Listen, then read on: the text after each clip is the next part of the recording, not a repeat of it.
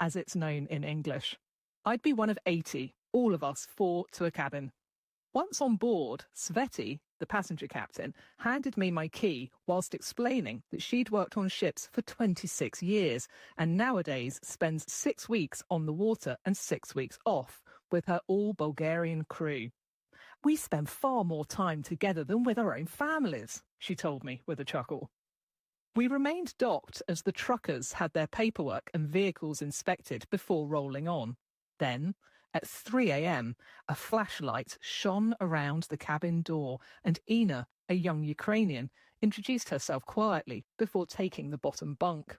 In the morning, with land no longer in sight, I queued for a breakfast of fried eggs, Bulgarian salad and instant coffee, along with truckers from Belarus, Georgia, Ukraine and Kazakhstan, plus a handful of German backpackers and 2 Czech cyclists, the only other tourists on the ferry, as far as I could tell. As we ate, Ina told me that she was working as a website developer, but to make extra money during the war in Ukraine, she was transporting a car to sell for profit. Hearing so much Russian spoken on board is making me nervous, she whispered to me. After breakfast, the vending machine sprang into action. It could only be operated using tokens paid for in cash to Sveti, because along with chocolate bars and bags of crisps, it also stocked cans of beer and bottles of vodka. The drinking happens today, Sveti revealed. Tomorrow, everyone sobers up before driving on Monday morning. I asked her if she knew the truckers from previous trips. Oh yes, I know all the Georgians, she said. The Kazakhs, though, are newer. Later, one Kazakh truck driver, called Yerke Bulan, told me that he was delivering a new truck to Shymkent in southern Kazakhstan. A friendly Georgian trucker, who I exchanged some currency with, said he was transporting Italian gourmet goods to sell in the capital, Tbilisi. It was fascinating to find out what was going where. Out on the deck, there was the unmistakable sound and smell of cows mooing and manure. They'd been bought in Austria, a Ukrainian trucker told me, and were being taken to Azerbaijan. Back in the dining room, everyone played backgammon or the Russian card game of Durak or Fool. Starlink Wi-Fi at €5 a gigabyte meant more people resorting to analogue forms of entertainment. The next day, Sveti took Ina and me to the bridge to meet Captain Chavdar Genchev. He can tell exactly what the weather will do and when, she said proudly. Given the war, is there a risk of sea mines? I asked, and the captain nodded. I have never seen one, but with wind and waves, they can move. He reassured me, though, that there was nothing to worry about. Later, as I sat out on the deck with Ina, there was lightning far in the distance. The captain told us how in winter there could be 10-metre-high waves. But it was hard to imagine such scenes on a calm summer evening and with the added delight of dolphins swimming alongside the ship. It's a beautiful world, said Ina, far from the air sirens of Kyiv, the city she calls home. And at that moment, it was impossible to disagree. Caroline Eden, now safely back on dry land. I'm Max Pearson. The producer was Polly Hope. And that's all for this programme. You can hear more stories about the real lives behind the headlines by searching for From Our Own Correspondent on bbc.com. And do join us again next weekend, here on the BBC World Service. That was the BBC programme. Well, get the long johns. Manitoba, the cold spot this morning is minus 28. Good morning. Welcome to December. I'm Marcy Marcusa, and this is Information Radio. We're live in downtown Winnipeg on 89.3 FM, 990 AM on that app and on YouTube. I hope you had a great weekend. Dusting of snow just in time for the new month. Cloudy and minus 15 right now in Winnipeg. That minus 28, by the way, is in Dooley Lake. Told you, it's always the coldest in Dooley. And also in Brandon this morning, partly cloudy, 19 degrees, just to give you a bit of a snapshot. Our high on Winnipeg is going to be minus 11, mix of sun and cloud. And let's say good morning to the team. Hey, Corey Funk. How you doing? Corey Funk directs the show and will also be on the air covering the commute. Mr. Abby Adiyemi is also in behind the controls. Abby covers weather on the show. And there is Darren Marash in our control room. Good morning, Darren. Darren's our producer and mixer of our live YouTube stream. Josh Crabb is in studio with us. He's starting our Monday with some serious stories that are developing in our newsroom today. Good morning, Josh. Good morning, Marcy. A search is set to begin today at Brady Road Landfill for the remains of First Nations women. Workers will begin by looking for Ashley Shingoose, the victim of a convicted serial killer, and then Tanya Nipanak, who has been missing for more than a decade. A 6-year-old girl might be paralyzed for life after she was allegedly abused by her foster parents. That is according to search warrant documents obtained by CBC News. They're providing more detail about what happened to the girl. And a Winnipeg parent is questioning why authorities didn't release information on a registered sex offender now charged with assault. Scott William George was arrested last week after he allegedly went into a St. Fattel school bathroom and grabbed a student. Your next local CBC News is at 6:30. All right. Thank you, Josh. You're welcome. In the commute this morning, if you have any trouble out there on the highways or in the city, whatever city you're in, please call us and we'll pass it along. 788-3093. It's 2 minutes to 6 o'clock. National and international news is coming up at the top of the clock. On the show today, though, I want to mention a couple of things coming up. After 8 o'clock, Santa may not be the only one visiting some homes this year. We're going to hear from a Winnipegger who said she was visited by a porch pirate, made off with $200 worth of gifts. It happened in broad daylight. We're going to hear more about her concerns and her message to other homeowners having packages delivered. Also, this morning on the show, a really interesting story out of Flin Flon. Parents there say it's been far too long since the northern Manitoba city had access to birthing services. So we'll have a special report on that. Stay with us. Today on Q, Jen Harper had a dream that would mark the beginning of an incredible journey in the beauty industry. Jen will tell you how she turned $500 and a passion for makeup into helping Indigenous people finally be seen in the biggest makeup store in the country. We have this saying at Cheekbone, we believe representation will save lives. Q with Tom Power, this morning at 10:30 in Newfoundland, and on the CBC Listen app, or wherever you get your podcasts. This is World Report. Good morning. I'm Marcia Young. U.S. lawmakers are vowing to take a closer look at the Trump administration's military action in the Caribbean Sea. They want to follow up on reports Defense Secretary Pete Hegseth ordered a second strike on 2 alleged drug traffickers after they survived a U.S. military strike on their boat.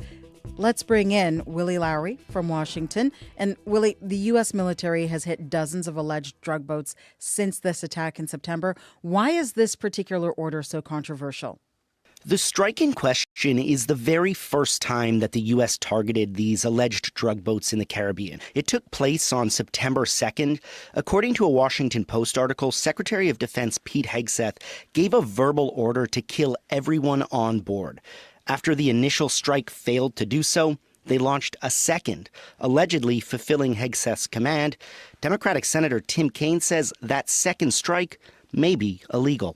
This rises to the level of a war crime if it's true. Since that first strike, the U.S. has launched at least 20 other strikes and killed an estimated 83 people. The Trump administration says it's protecting Americans by preventing drugs from entering the country by sea and is in a non-traditional armed conflict with these South American drug cartels. But there is now a bipartisan effort underway in both the House and Senate Armed Services Committee to learn more about that first strike. Meanwhile, the U.S. president appears ready to move into a new phase of military intervention in Venezuela. What can you tell us about that? On social media, Trump said that the airspace above and surrounding Venezuela should be closed in its entirety. And this comes after Trump sent the world's largest aircraft carrier to the Caribbean last month and says he authorized covert CIA operations in the country. But last night, Trump downplayed the recent developments. Does your warning mean that an airstrike is imminent, or should we not read it that way? Don't read anything into it. Meanwhile, the U.S. leader also refused to give any details on a phone call he had with Maduro last week. Thank you, Willie. My pleasure. The CBC's Willie Lowry in Washington. U.S. Special Envoy Steve Witkoff is expected to travel to Russia today. The Trump administration continues to strike an optimistic tone when it comes to reaching a deal to end the war in Ukraine. Tomorrow, Witkoff will meet with Russian President Vladimir Putin. The political pressure is mounting on both Putin and Ukraine's president to come to an agreement. Volodymyr Zelensky is in Paris today, meeting with one of his closest allies. The CBC's Crystal Gomansing has more. An extra pat on the back from French President Emmanuel Macron as he welcomed his friend Volodymyr Zelensky in Paris. This week, Russia takes center stage in peace talks with American officials. Ukraine's allies are working to ensure they're not left watching their future being shaped. Do you trust the Americans that they can find a good solution for Ukraine? A question to Kaja Kallas, the European Union's foreign policy chief, ahead of a meeting with European defense ministers. I trust that Ukrainians stand up for themselves. Supporting Ukraine and bolstering European security are both again on the agenda in Brussels. U.S. Secretary of State Marco Rubio described the state of negotiations as delicate, with a lot of moving parts yesterday. We don't just want to end the war, we also want to help Ukraine be safe forever. Rubio put an emphasis on securing economic prosperity for Ukraine following a meeting with the head of Ukraine's Security Council, Rustem Umerov, in Florida. This meeting was productive. Ukrainian officials have repeatedly said they're not willing to give up land or have Russia dictate the size of their military or its future in NATO. Russian officials said last week it is not giving up on its demands or objectives they set out when they launched the full-scale invasion of Ukraine back in 2022. Crystal Gomansing, CBC News, London. In Indonesia, a man pulls a muddy bucket of clothes from a home on North Sumatra. He and others struggle to get through the knee-high mud in the streets. At least 593 people have been killed by flooding and landslides in Indonesia. More than 500 others are missing.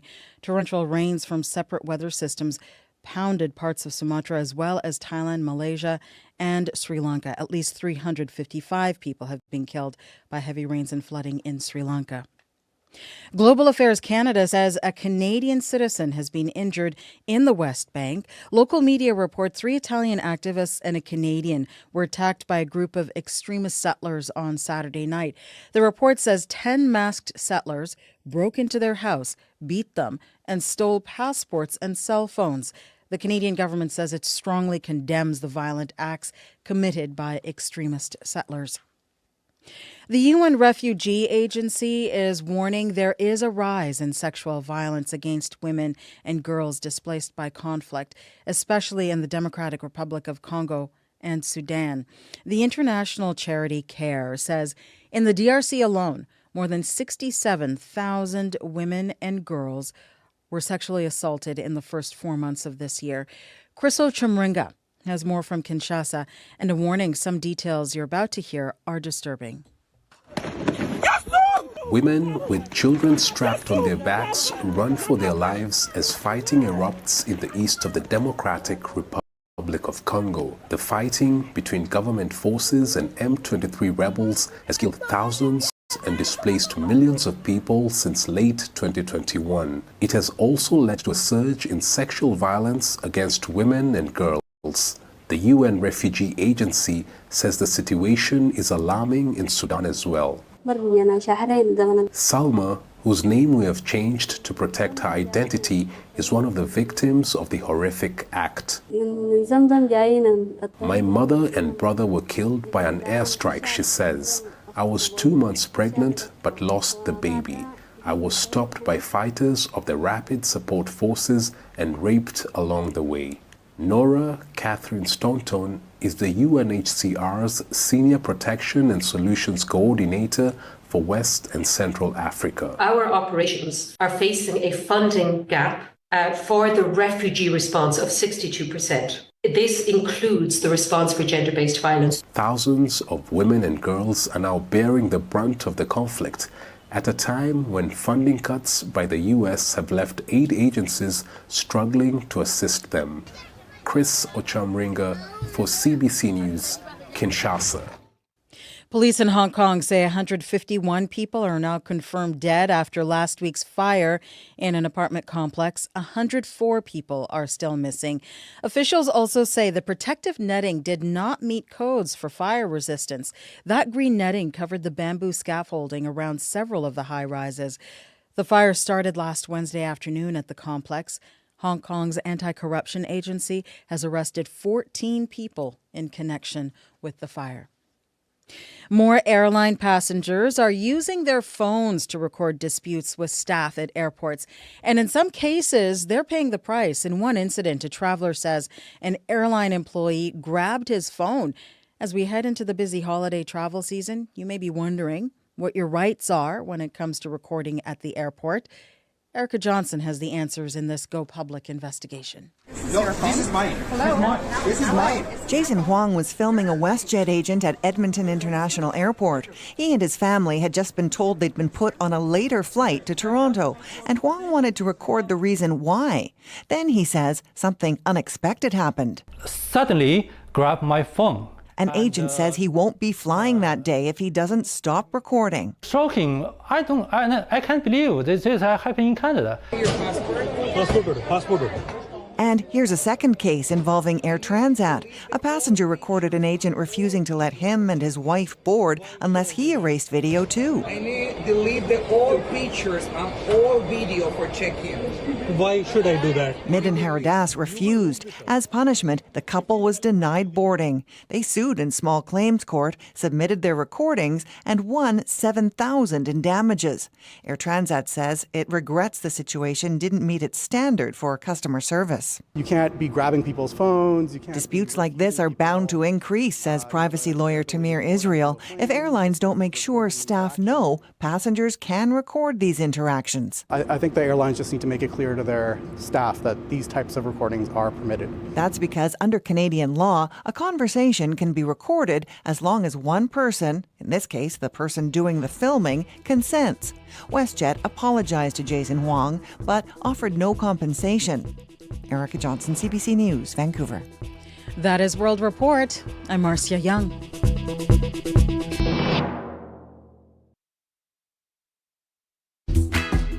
Good morning, Manitoba, and hello, Winnipeg. I hope you had a great weekend. I'm Marcy Marcusa. Thanks for joining our team here for Information Radio and starting your day with CBC. This is a morning show on 89.3 FM. We're also on the app and on YouTube. This morning, you're going to need to bundle up. It is minus 15, feels colder than that though, so we'll have the forecast fully in a moment. This hour on the program, we continue to analyze Manitoba's new 72-hour detox facility. We heard last week that there may be some intent behind the design, but now we've heard from an Ontario senator who compared this new facility to a jail over the weekend, adding she's concerned it will leave vulnerable people traumatized. So we're going to hear more about that conversation she had with CBC outside the facility this weekend, so stay tuned. That's ongoing coverage. Also this hour, it is December 1st. Can you make anything ahead for the holidays like this early? We're going to find out as we dig into it with food writer Julie Van Rosendahl. Also later, we're going to meet an ultimate Frisbee team, a local team, taking the team spirit to the next level. And we'll explain all of that when we head out with our community reporter this hour to meet the team.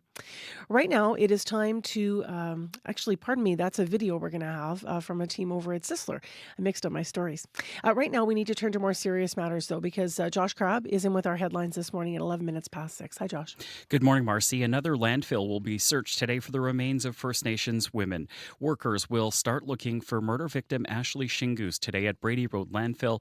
Then they'll look for Tanya Nepanak, who's been missing for more than a decade. The Bear Clan Patrol marched in downtown Winnipeg yesterday to raise awareness about domestic violence.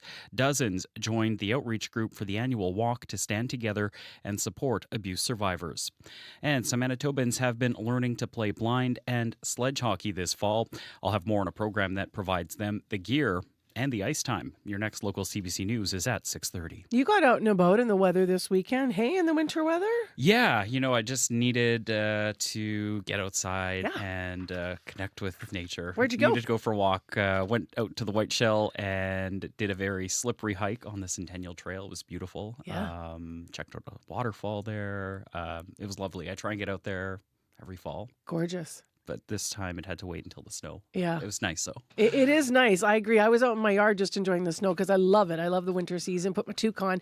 But I was trying to do fussy things that I needed dexterity for, and I might have froze my fingers. Oh, like no. it kind of catches up on you really quickly. Yeah. Well, Abby and I were talking, and it was like plus 10 almost. Yeah, let's last roll Sunday. Abby in here before we send you back to the newsroom. You took some incredible pictures, Abby, of comparing Sunday to Sunday. The before was plus 10 last Sunday, and yesterday was minus 10. And, while the drone was up, then my fingers were getting numb. That was how I felt. Like, okay, I think I didn't prepare for this flight. I shared actually sort of the snowy pictures on my Facebook page, but on your page, you've got the grassy green and then the after with the snow. Where was that shot? Where were you? Liberia Park. And Okay. I'm like, this is the before Liberia Park, just 7 days ago, and now it's like 7 days after. On this very day, it was plus 10, and it was beautiful. I had like flip-flops on, and then yesterday I had to have my like winter runners. Just I couldn't really step on the grass because it was like I felt it like my shoes were getting wet. All right, speaking of running, let's just open up our breakfast table here. Corey Funk is, not that we're eating, but Corey Funk is here now. You had your first run in today. Yes, every winter I run into work, and now I officially put on the running shoes. It was nice. It was good. It felt good to get out. Yeah. Do you tape the parts that are like mesh? I heard I know when my husband used to run, he would use the duct tape to. Well, did he do it? No, it might have been a guess. Anyway, but you tape it with duct tape, and then it seals it in so it's warmer, and then the air doesn't kind of get. I into just your have feet and freeze them. waterproof shoes, so Oh, they you have kind of better like shoes. help kind of keep out the cold. Well, Warm socks. Yeah, warm socks, and but usually if you're running, Well, my feet don't get too cold. Lottie da with the high tech runner. Yeah, no I big thought deal. I was all like, giving you like the hot tip about the tape. Okay, good to know your husband wears flip flops and just tapes them up. I don't suggest that.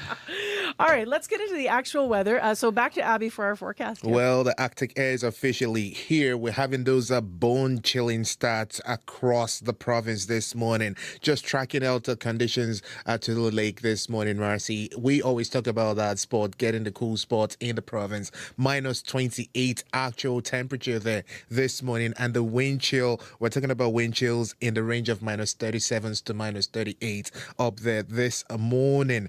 Winnipeg right now, we're sitting cloudy at minus 15, heading to a high of minus 11 later in the day with just light winds. But the wind chill this morning feels like minus 25. So if you're making the transition from one bus stop to another, be prepared for that. Now, across southern Manitoba, Brandon towards Nipawin, Dauphin, the Interlake region, you should be bundling up because we're going to be seeing highs just around minus 9s and minus 12. Brandon is currently at minus 20 at this time. And the wind chill this morning around minus 27, minus 28. Up north, we're looking at Churchill sitting at minus 27, and the wind chill for folks around Churchill feels like minus 37 this morning. So the cold air is really settled in across the province, but we should see a mix of sun and clouds later in the southern part of the province. But those frigid conditions will definitely continue up north. Winnipeg right now, we're at minus 15, and we only warm up to minus 11 later. All right, thanks, Abby. Thank you. Corey is obviously here as well. What about the commute today? Yeah, I already got a call on the commuter line from Kevin. He said northbound Isabel, just past Roth, there's a car up on the median, and it's blocking most of the median lane itself. So keep right to get around that. It's still early in the morning, so I haven't heard of any major issues that's caused yet. That's northbound Isabel, just past Ross, car up on the median, blocking that median lane. If you do see something going on, though, you can be like Kevin. Give me a call on the CBC commuter line if you're walking, you're biking, you're driving. Would love to hear from you. That number, 204-788-3093.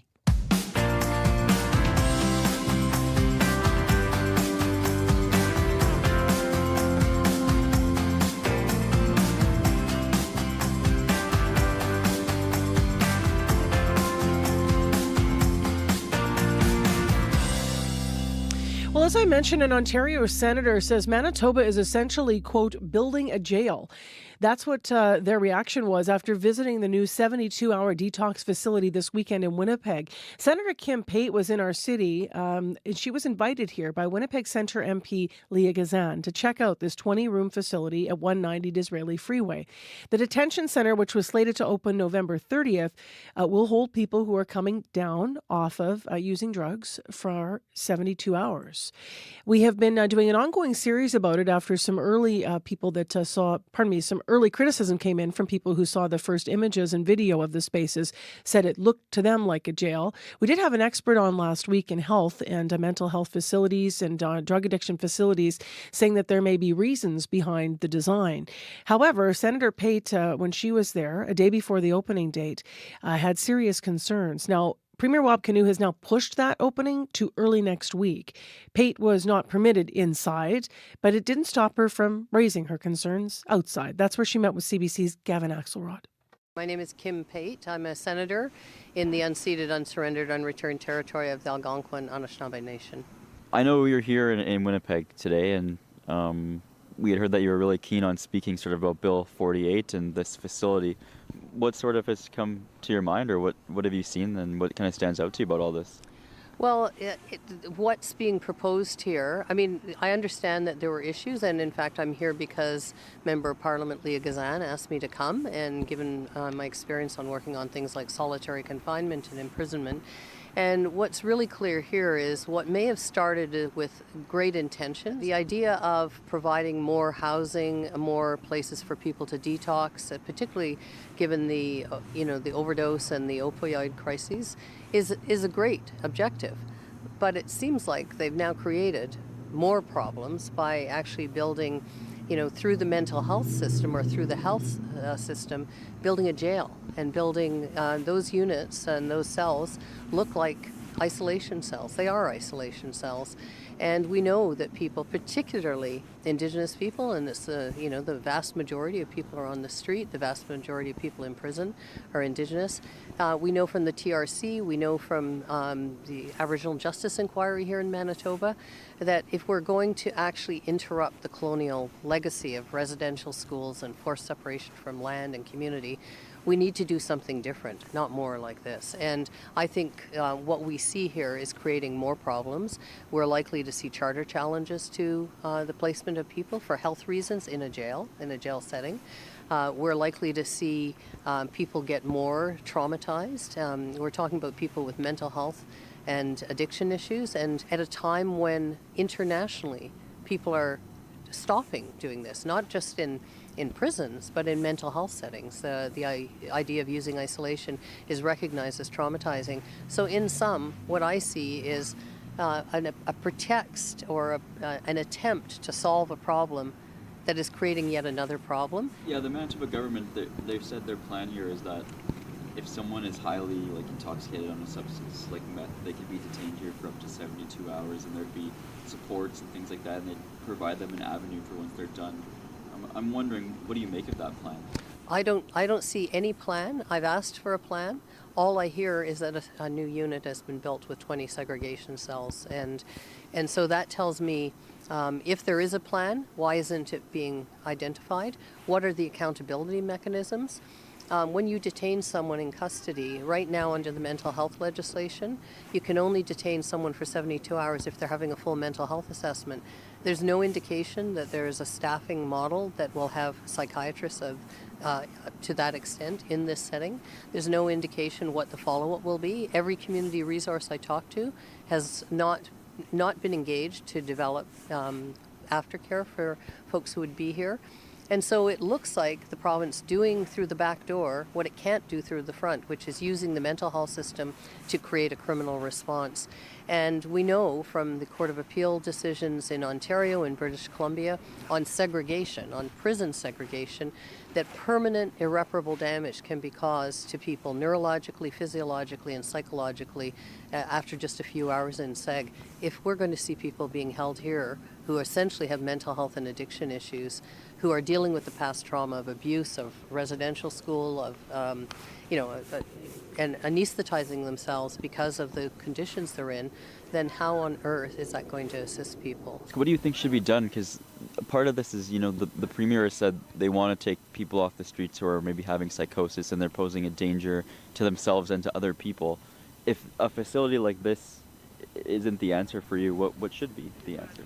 Well, I think providing resources for the kind of housing and supportive housing that many in the community are asking for. So, this is already built. They could take off all those doors and bring together all the community folks. It wasn't hard for me to meet with people at very short notice.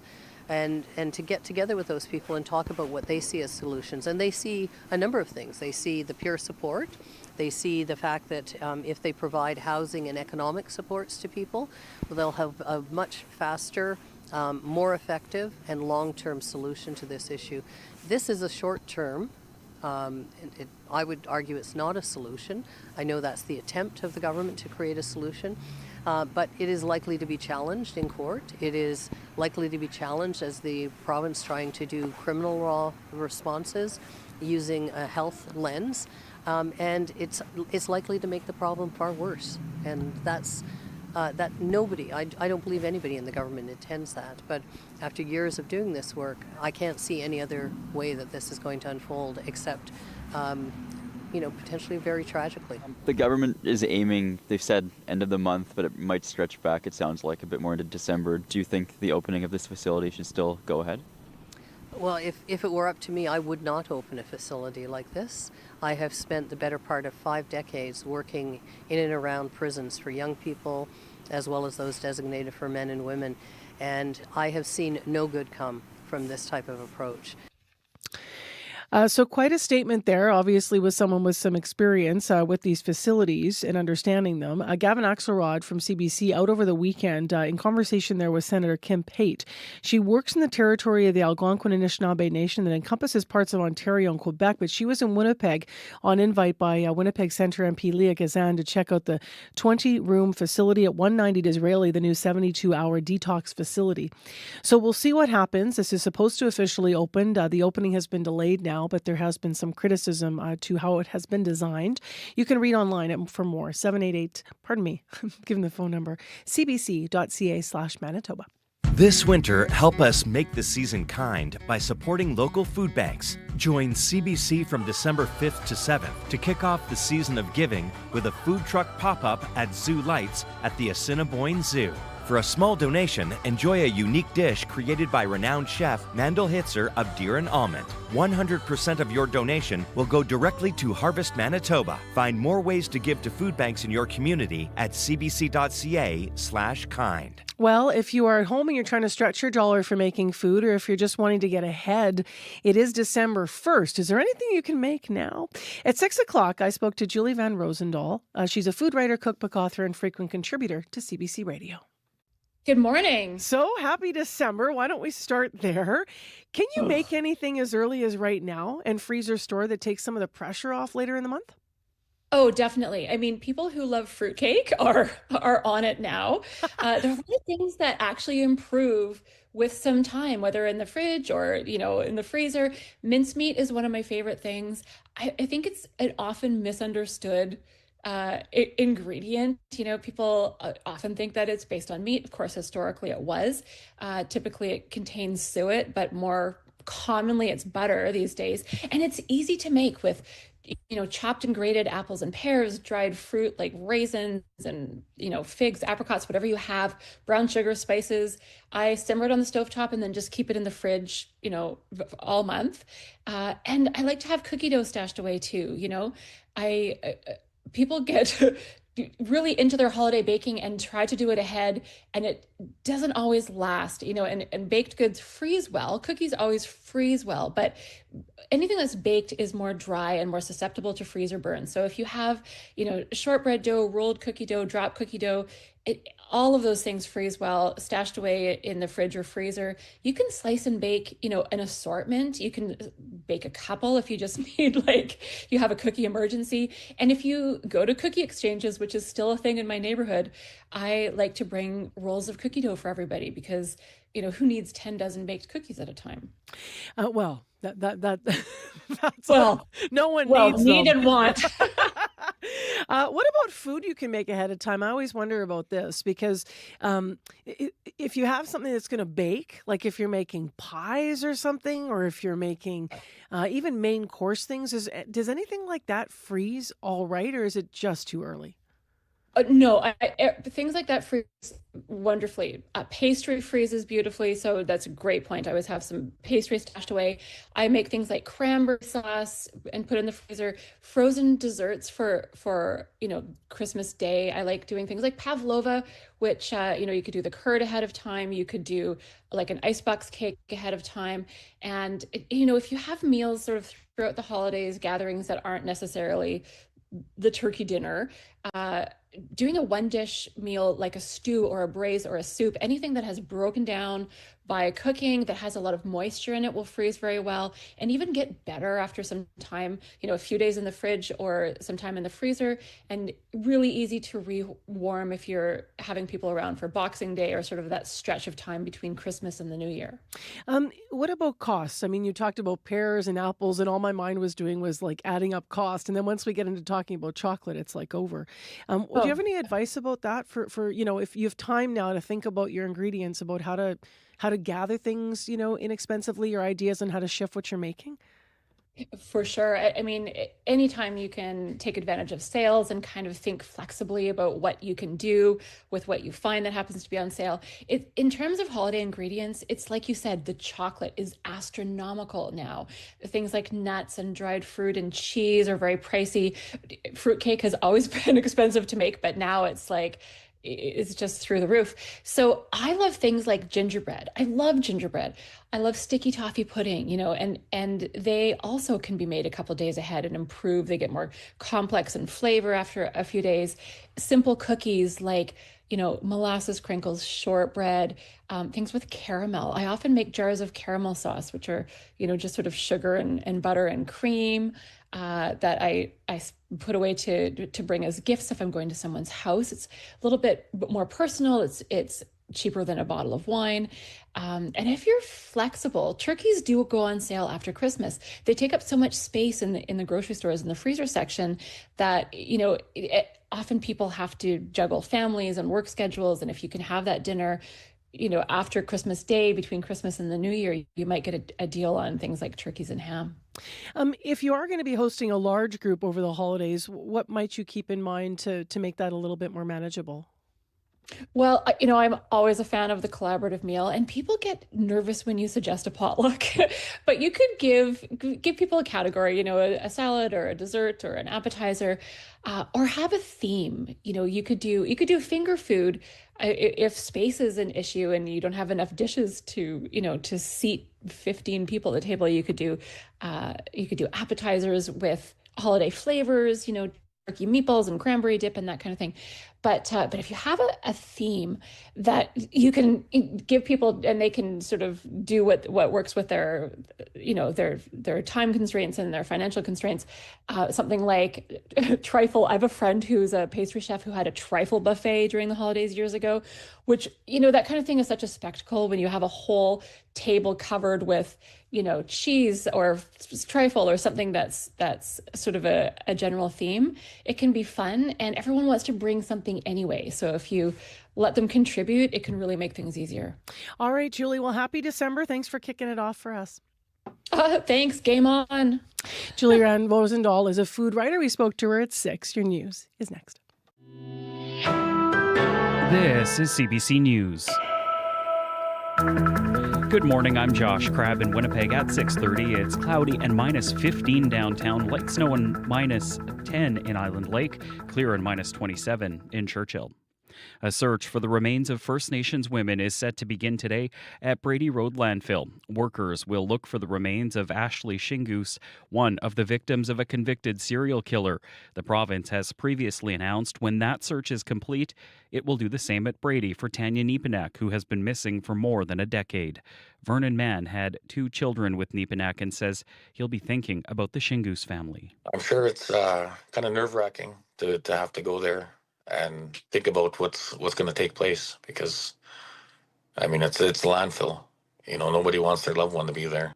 A search of a different landfill near Stony Mountain ended earlier this year after the remains of Morgan Harris and Mercedes Myron were found.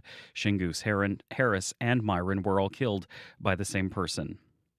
A 6-year-old girl might be paralyzed for life after she was allegedly abused by her foster parents.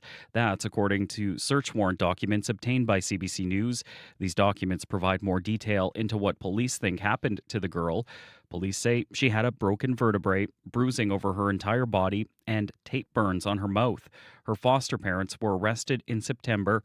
Families Minister Nahanni Fontaine says her department is conducting an internal investigation. We're looking at what occurred within the system to allow this child to face this amount of abuse, and what I would characterize as abominable abuse. The foster mom was charged with aggravated assault and failing to provide the necessaries of life and is scheduled to appear in court later this month. The foster dad was arrested but has not been charged. More on this story with reporter Michelle Allen coming up in the 7 o'clock hour on Information Radio. A Winnipeg parent is questioning why authorities didn't release information on a registered sex offender now charged with assault. Scott William George was arrested last week after he allegedly went into a St. Vital school bathroom and grabbed a student. Manitoba has a committee which recommends police whether to alert the public about registered sex offenders being released. George was put on the registry after he admitted to groping a 6-year-old girl in 2022. But a parent who CBC News has agreed not to name says the province didn't send a notification about George after his release. They said that maybe could have helped prevent the grabbing that happened at their kid's school last week. CBC News has reached out to the province for comment. Survivors of domestic violence walked in Winnipeg to raise awareness about the issue.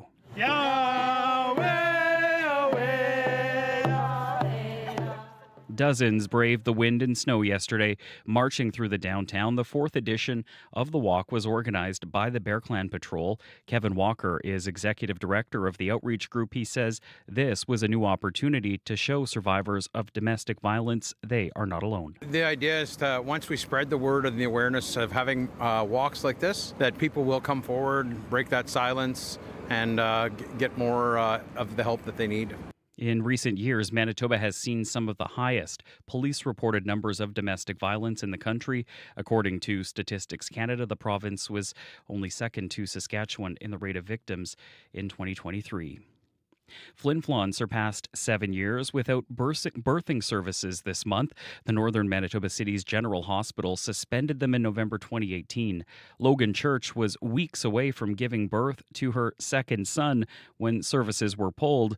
Today is his 7th birthday. She says it feels like parents in the community and Manitoba's North in general have been forgotten. I feel like if it were roles reversed and we had to tell people in the South, like, you got to drive up to Flin Flon to give birth, like, there would be massive outrage, and it wouldn't last for long. The Northern Health Region oversees the Flin Flon Hospital. It says in a statement that demand for obstetric services in Flin Flon remains low. Reporter Lauren Scott will be in just after 7 to talk more about this story. And some Manitobans have been learning to play blind and sledge hockey this fall through a program that provides the gear and the ice time. The program is put on through Canadian Blind Hockey, Manitoba Possible, the Hockey for All Centre, and the NHL's First Shift program. Samantha Johnson's 10-year-old Jack is on the sledge hockey team and says being able to play at no cost got rid of a big barrier. We wouldn't have otherwise had that chance to be able to try something like this. So, just all of the equipment and everything is provided, and we're certainly blessed to be able to be a part of this program. Johnson says everyone deserves to play the sport in a way that's safe and inclusive for them. The program is also designed to help get rid of safety and rules concerns and is tailored for people living with a disability. That is CBC News from Winnipeg. Your next local news is at 6:30. All right, thanks, Josh. 7:30. Wait, you're not going to wait 24 hours? We're not going to wait 24 hours, no. Take care. Thank you. You're welcome. Live in our news center, that's Josh Crabb. It's 6:36 a.m. on your Monday morning, and let's get into our regional forecast now with Adam. You will definitely be feeling that frigid blast across the province this morning. The south, though, we will see some sunshine, but up north, we're talking about colder temperatures with wind chills in the values around minus 37 up north this morning. Winnipeg and the Red River Valley region, we're looking at temperatures around minus 15 at the Forks at this time. We're heading falling to a high around -11 with some winds coming from the southwest. For the Pembina Valley region, we're seeing temperatures around Morden sitting around -16. Some light snow spotted in that part of the province this morning. You do warm up to -9 later in the day. With the wind chill factored in, it's going to be feeling like -27 before you see some sunny breaks later in the day. Brandon towards Nipawin, we're seeing light snow falling there this time, -20 at this time. It should clear later in the day, and then you warm up to about -12 with the wind chills around -25 for folks in the Westman region. We track conditions around the Parkland region at this time, cloudy at -16 before you reach that high of -10. Also, the wind chill hovering close to -29 this morning for folks in the Dauphin region. For the Interlake region, Gimli sitting at -17 at this time, expecting a mix of sun and clouds. Today, you warm up to about -11. For the powerful influence surrounding communities, we're waking up to light snow. Temperatures around -13 at this time. You only get to -12 later in the day, and this snow will be on with you through the day. We now go further into the Thompson area, where we're seeing temperatures around -17. Also, light snow falling this morning. That should end at some point. Then it's going to give way to some clearing, though your chilly conditions still makes that wind chill feel like -28 this morning.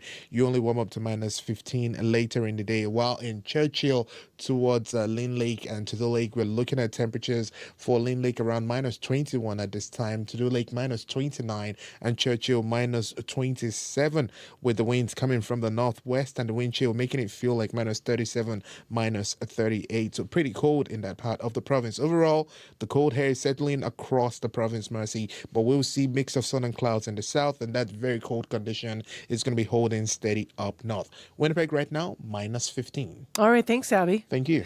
Abby's been doing the forecast, and Corey and I are talking about eggnog. Mm-hmm. Yeah. Started putting in my coffee. It's nice. Nice. I've never done that. Yeah. Oh, yeah. You got to. It's the best. Okay. Yeah. Yeah. I usually just add some cinnamon and then go to town. Oh. You're here to talk about the commute. Yes, northbound Isabel, just past Ross. Ross got a call earlier, probably about half an hour or so ago from Kevin. He said there's a car up on the medium. It's also blocking the median lane. So keep right to get around that. Might be slowing things down as traffic starts to pick up. So keep right if you're heading northbound on Isabel, just past Ross. Though if you see anything else going on, now that snow settled, I'm curious, how are the highways looking? Are they slippery? What's going on? You can give me a call on the CBC commuter line. That number 204-788-3093. All right. Thanks, Corey. Thank you. Let's get into business news. Crystal Ramlichan is a regular on the show, joins us via Zoom, and she's here now. Good morning. Hi. Good morning, Marcy. So there's a new way that artificial intelligence is being tracked. What is it? Yeah, so there is a public registry that has now been launched that lists more than 400 areas where AI is being explored, developed, implemented, or deployed within the government. So the government says it's to keep Canadians in the loop on its growing use of artificial intelligence. And it says by giving organizations a clear view of AI activity, the registry supports better planning, reduces duplication, and helps departments identify opportunities to work more efficiently. So the registry includes details like the purpose and description of each system. And public consultations will be held next year to gather feedback and refine the registry's design. And Prime Minister Mark Carney campaigned on using AI to make the public service more efficient. And several government departments outlined in the last federal budget how they plan to use AI. Pardon me, I just turned my mic on in an inopportune moment. Oh, no. Pardon me. Today is Cyber Monday. We just had Black Friday, of course. Over the weekend, it was Small Business Saturday. Tomorrow now is named as well. What is Travel Tuesday?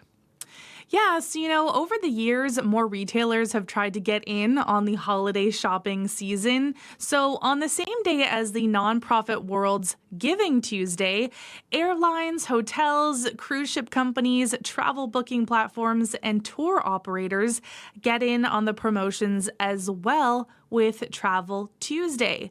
So consumer advocates say there are legitimate savings to be had, but people can still be misled by marketing that conveys a false sense of urgency. So some experts say underlying prices may be inflated or the same itinerary could have been cheaper last month. So that's why it's very important to do your research about what a trip would typically cost and kind of do the comparison there.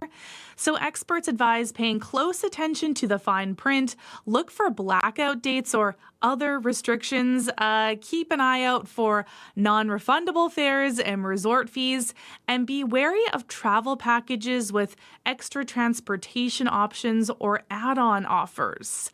And I think this is probably the best advice from experts. Make sure the trip you're booking is actually something you genuinely want to go on and not something that you bought because there was a countdown or pressure. Yeah, feeling like you're pressured into it, I was going to say.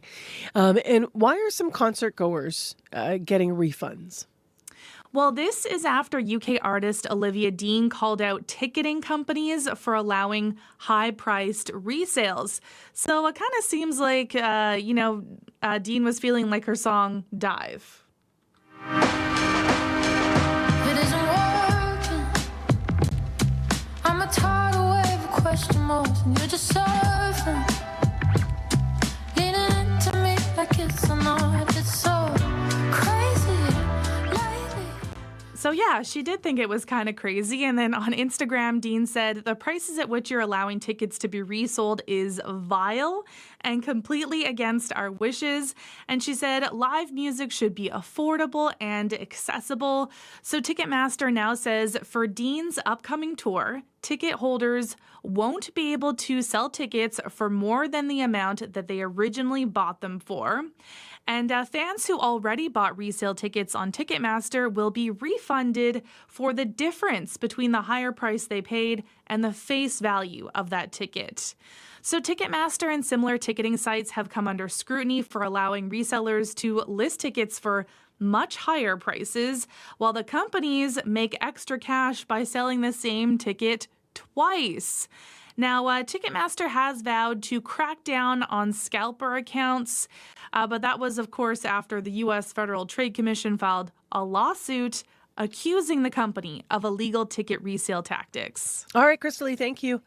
Okay, thanks, Marcy. That's our Monday morning business report with Crystalie Ramlakan.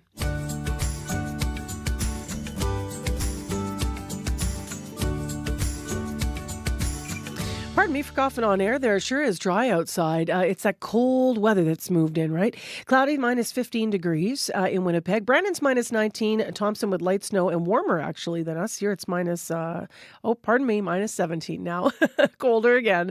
In Winnipeg, our high is going to be minus 11 today. In Brandon, minus 12. And in Thompson, periods of light snow should end this morning. And your high is going to be just right around minus 15 degrees. Well, next, just a couple traffic things to mention. Northbound Isabel, just past Ross, there's a car up on the median lane there. Also, we got a call on our commuter line. Carter said there's a stalled semi in the east-south perimeter, on the east-south perimeter, in the right lane. That's just before St. Anne's. So stalled semi, eastbound south perimeter, in the right lane just before St. Anne's. So watch it there and call if you have an update. 788-3093 is where you can reach Corey. Well, let's talk sports for a moment, and one that has a particular character to it. Inside indoor fields and rec centers all around the city and the province, one sport is governed by the conscience of its players. As in, there's no refs. Talking about ultimate frisbee, the players take self-governance and the spirit of sportsmanship to big heights.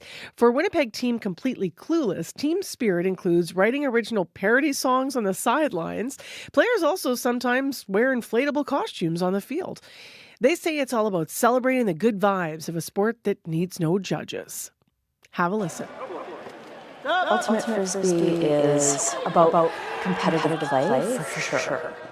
It was really built out of a need to want to do something fun out there, something really physical and hard that requires skill. And, throughout the years, there have been many fun teams that do all kinds of interesting things while being really great ultimate players.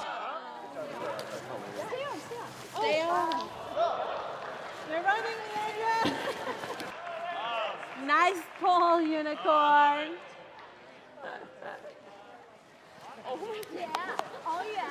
We can be good players and maintain the rules ourselves. We don't need referees. We can call our own fouls or, do our best to not infringe on another person's space, and just the whole ethos is quite different. So that's really what makes the game special, and I think people show that in a variety of ways, including, through a cheer or a song.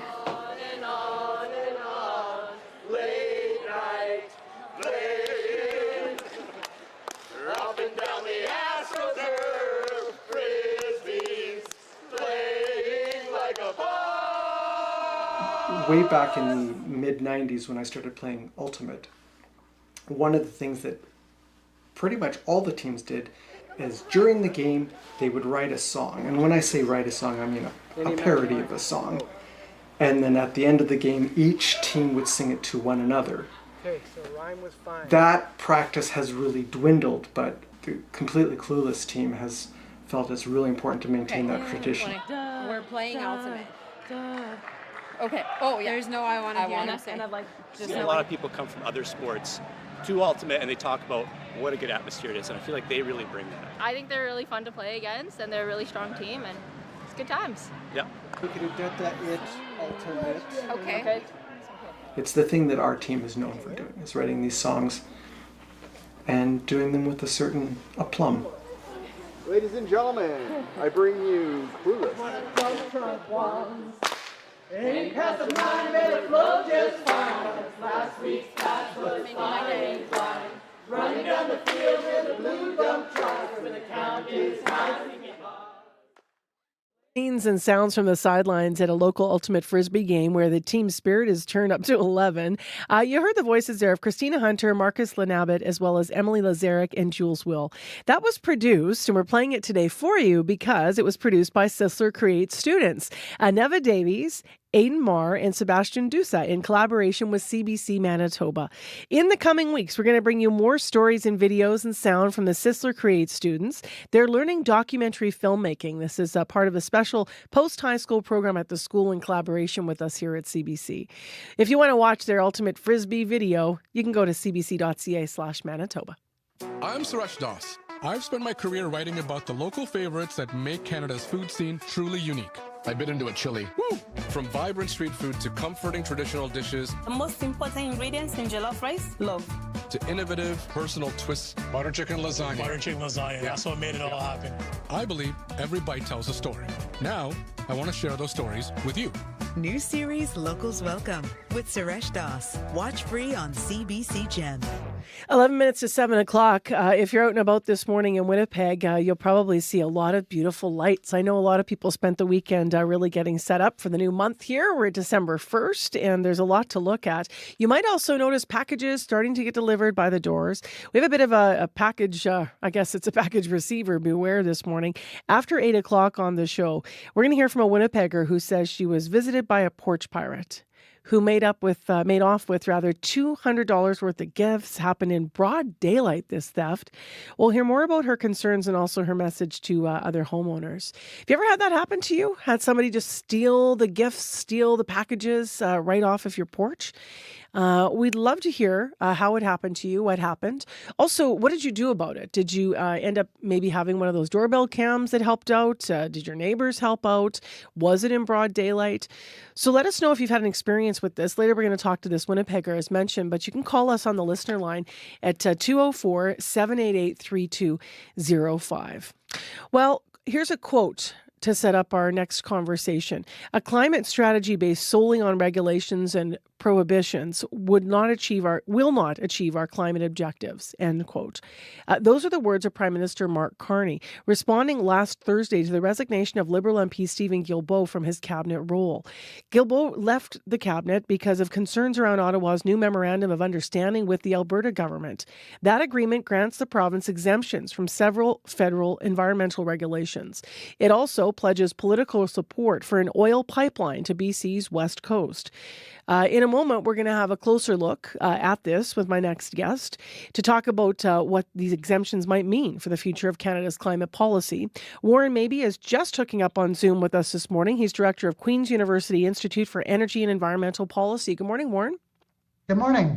So you've had a few days to digest this agreement. What are some of the environmental exemptions then being carved out for Alberta in this deal? Yeah, the biggest thing that is in this deal is the removal of any potential cap on oil and gas emissions. So the previous Liberal government had been working on a cap which would have really slowed down or stopped growth in oil and gas production in Alberta. That is no longer on the table, so there is room for growth inside the sector. There's a couple of other carve-outs. There's a carve-out around the clean electricity regulation, which means that Alberta will have a little bit more room to use natural gas in their electricity mix.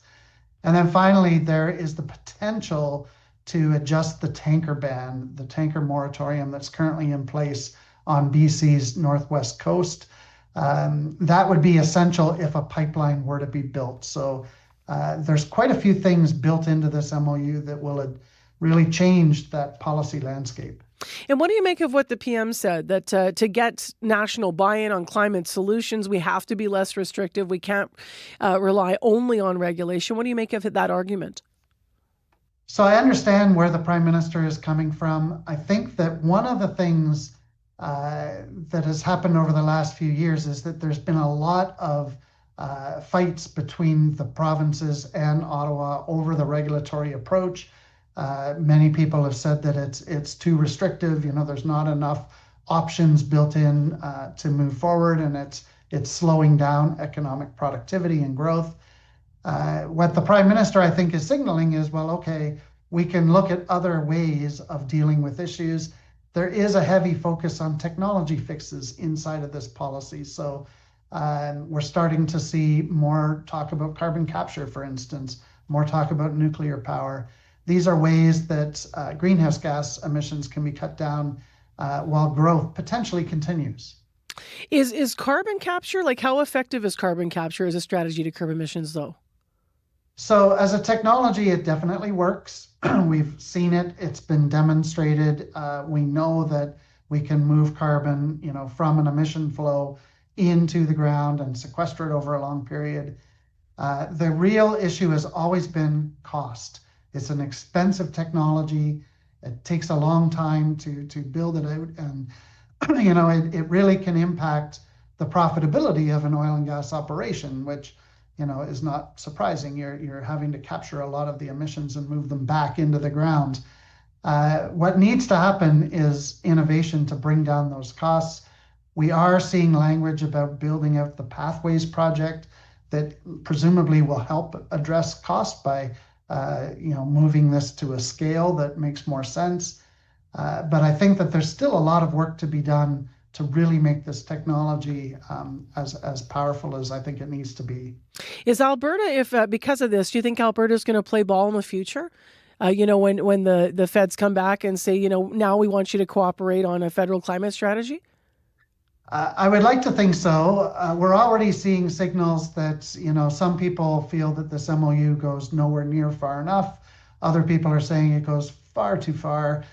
So whether the Carney government has really struck the right balance remains to be seen. We do have a previous example of a Liberal government that built a pipeline but failed to receive a lot of concessions from Alberta in conversations after that. So that is worrisome. The one thing that I do take away from this is that the Premier of Alberta was really involved in writing this MOU. And therefore, I think that this government is more friendly and open to these conversations. And I think that this Liberal government has been far more open to conversation and to concession than previous governments have been. So I have some hope. Conversation and concession, although, of course, BC is going to see that differently. In Manitoba, I know for a lot of our strategies, our Premier has been really clear and said, we're really going to always be negotiating with First Nations and Indigenous peoples on the lands before we do or think about anything. And that is not the case here. So how do you think other provinces are going to respond to all of this? So you raise an excellent point. We've already heard from BC that, the government of BC is not happy with this MOU. I do question the timing of the Prime Minister to release an MOU with one province before really working some of these issues out. The point about First Nations is critical. There is a duty to consult. There are, hereditary territories that These pipeline projects would have to pass through. And I think this is the wrong way to do it, to announce in advance that something's going to happen and then start the conversation. The Prime Minister does need to focus on those relations. I think every premier ultimately is probably going to want their own MOU. And that is also challenging for the government because it means that they're basically going to have to write 13 separate policy agreements across the country. It's a lot, and it's hard to actually achieve goals when you've got so many different directions. And it'll be fascinating to see whether or not that's a style thing that we've never seen before, because we have a prime minister that hasn't been a politician. Any politician looking at 13 MOUs would probably go, no, wait a minute. But if you're coming at this economically, and this is what he was obviously, elected to do, which kickstart the economy and looking at it. I mean, he's been a banker. That's what his business background is. He might not think 13 MOUs is going to be problematic or overwhelming. And so we'll see what he does with all of this and what happens in the country. Warren, thank you for being with us. Really appreciate it. Thank you for having me. That's Warren Mabey, Director of Queen's University Institute for Energy and Environmental Policy, with us live on Zoom on CBC this morning. We do have a couple of traffic things causing problems. We'll get into those right after headlines with Josh Crabb. Good morning. A 6-year-old might never walk again after she was allegedly abused by her foster parents. Search warrant documents obtained by CBC News reveal more information about what happened in September when 2 foster parents were arrested. A search is set to begin today at Brady Road landfill for the remains of First Nations women. Workers will begin by looking for Ashley Shingoose, the victim of a convicted serial killer, and then Tanya Nipanak, who has been missing for more than a decade. And how a program is removing a barrier for people who want to play blind hockey or sledge hockey. Your next local CBC News is at 7:30. All right, thanks, Josh. You're welcome. That story about that 6-year-old, no words. The I-Team will be in to walk us through some more details of that very serious and important story, though. So they will have that for us. Michelle Allen from the I-Team, one of our new members, will be here just before 8 o'clock. Right now it is 2 minutes to 7 o'clock. It's cloudy. It's -15. Our high today is -11. Here are the traffic things I was alluding to. Carter called the commuter line. There's a stalled semi on the eastbound south perimeter in the right lane. It's just before the turnoff to St. Anne's. There also may still be a car up on the median on northbound Isabel just north of Ross. So that had been blocking the median lane, so stay right and call us if you have a problem on the commute. 788-3093, whether you're in the city or on the highway or wherever you are in your community. Weather-wise, as I mentioned, -15, today's high -11. And the next hour, we also have a couple of stories I want to mention. One is out of Flin Flon. Parents, they say they feel forgotten as the city hits 7 years without birthing services. When we were up in Flin Flon, they kept saying to us, you can make a baby here. Yeah, can't have a baby here.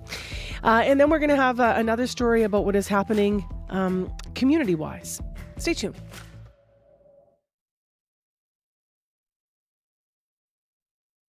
Today on The Current. Let's try not to wear slippers and pajamas as we come to the airport. I think that's positive. The U.S. Transportation Secretary says if we all dressed better, air travel would get better, and we'd be back to a golden age. What makes flying so miserable these days and what we can do to fix it, coming up on The Current. The Current with Matt Galloway. This morning at 8:37, 9:07 in Newfoundland, and on the CBC Listen app. This is World Report. Good morning. I'm Marcia Young. U.S. Special Envoy Steve Witkoff is expected to travel to Russia today. The Trump administration continues to strike an optimistic tone when it comes to reaching a deal to end the war in Ukraine. Tomorrow, Witkoff will meet with Russian President Vladimir Putin. The political pressure is mounting on both Putin and Ukraine's president to come to an agreement. Volodymyr Zelensky is in Paris today, meeting with one of his closest allies. The CBC's Christelle Gomansing has more. An extra pat on the back from French President Emmanuel Macron as he welcomed his friend Volodymyr Zelensky in Paris. This week, Russia takes center stage in peace talks with American officials. Ukraine's allies are working to ensure they're not left watching their future being shaped. Do you trust the Americans that they can find a good solution for Ukraine? A question to Kaja Kallas, the European Union's foreign policy chief, ahead of a meeting with European defense ministers. I trust that Ukrainians stand up for themselves. Supporting Ukraine and bolstering European security are both again on the agenda in Brussels. U.S. Secretary of State Marco Rubio described the state of negotiations as delicate with a lot of moving parts yesterday. We don't just want to end the war, we also want to help Ukraine be safe forever. Rubio put an emphasis on securing economic prosperity for Ukraine following a meeting with the head of Ukraine's Security Council, Rustem Umerov, in Florida. This meeting was productive. Ukrainian officials have repeatedly said they're not willing to give up land or have Russia dictate the size of their military or its future in NATO. Russian officials said last week it is not giving up on its demands or objectives they set out when they launched the full-scale invasion of Ukraine back in 2022. Crystal Gamansing, CBC News, London. In Sri Lanka, a mother and her children laugh a little while getting into a rescue boat. The chest-deep water makes getting around the streets of Colombo difficult. Thousands of families were either trapped or have been displaced by severe flooding. Cyclone Dec.1st has killed at least 355 people. It brought heavy rain to the region on Friday. Yesterday, officials say the floodwaters breached a dam. Hundreds of people are still missing. A separate weather system also hit Indonesia's Sumatra island. At least 593 people there have been killed. More than 500 people are missing. President Nicolas Maduro is back in the public eye after days of speculation about whether he had fled Venezuela. Sanciones, amenaza, bloqueo. State television showed him in Miranda yesterday, celebrating his country's coffee sector. Maduro says it has flourished despite international sanctions and threats. He made his appearance just moments after U.S. President Donald Trump confirmed the two leaders have spoken on the phone. I wouldn't say it went well or badly. It was a phone call, yeah. Trump also defended his Secretary of Defense, Pete Hegseth. He is denying reports Hegseth ordered a second strike after two people survived a U.S. military attack on a boat in the Caribbean Sea in September. Democratic Senator Tim Kaine says that would be a clear violation of the law. This rises to the level of a war crime if it's true. Both Republicans and Democrats are now demanding closer scrutiny of that strike and others that have killed dozens of alleged drug smugglers off the coast of Venezuela. The search continues this morning for the suspect or suspects in a shooting in California. 4 people were killed. 3 of them were children. It happened in Stockton on Saturday evening during a child's birthday party. As Steve Futterman reports, police say they believe the shooting was targeted. We do not have anyone in custody at this time. 24 hours after the deadly mass shooting, the shock hasn't worn off. Patrick Withrow, the sheriff of San Joaquin County, nearly became emotional as he gave details of the 4 people killed. The ages are from 8, 9, 14, and 21. He says the shooting does appear to have been intentional. We're confident that this was not a random act. They walked into this area and was probably looking for somebody in particular. How could this happen? Why? Why? The mayor of Stockton, Christina Fugazi, says she still can't believe something like this took place at a child's birthday party. I can't imagine a parent burying their child when they should be making their Christmas list. Wrapping presents. At a Stockton church last night, a special service was held. We come before you, God, praying. The mayor says the killings could be gang-related, and there are unconfirmed reports that a popular local rap artist may have been attending the party. It is possible officials may know a lot more than they are willing to release. Steve Futterman, CBC News, Los Angeles. Global Affairs Canada says a Canadian citizen has been injured in the West Bank. Local media report 3 Italian activists and a Canadian were attacked by a group of extremist settlers on Saturday night. The report says 10 masked settlers broke into their house, beat them, and stole passports and cell phones. The Canadian government says it strongly condemns the violent acts committed by extremist settlers, and it aims to hold individuals responsible for harmful attacks. Today is World AIDS Day, and a lot has changed in the fight against HIV and AIDS since the 80s. New treatments and preventative medicine have reduced infections and deaths. But as Philip Lishanok reports, advocates say change in how people perceive the disease is leading to funding cuts. HIV's visibility has changed. Ryan Lisk says the AIDS Committee of Toronto is closing its doors in the new year due to lack of funding. He says HIV pre-exposure prophylaxis, or PrEP, has proven effective in preventing sexually acquired infection. It prevents the transmission of HIV. So that was a significant biomedical advancement. Internationally, countries have also been slashing funding for HIV/AIDS programs. The United States, which accounts for 3/4 of that funding, ended all foreign assistance, including to UN-AIDS.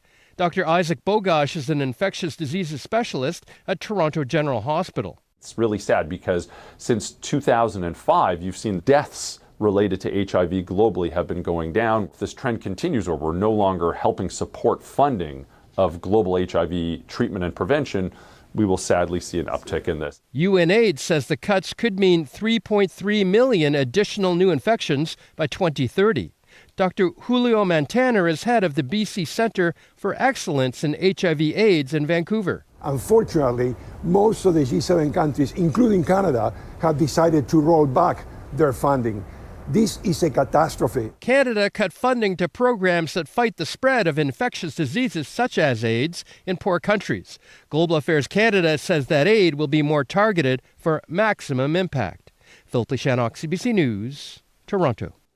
Just over a week ago, we told you about smash and grab robberies targeting jewelry stores in the Toronto area.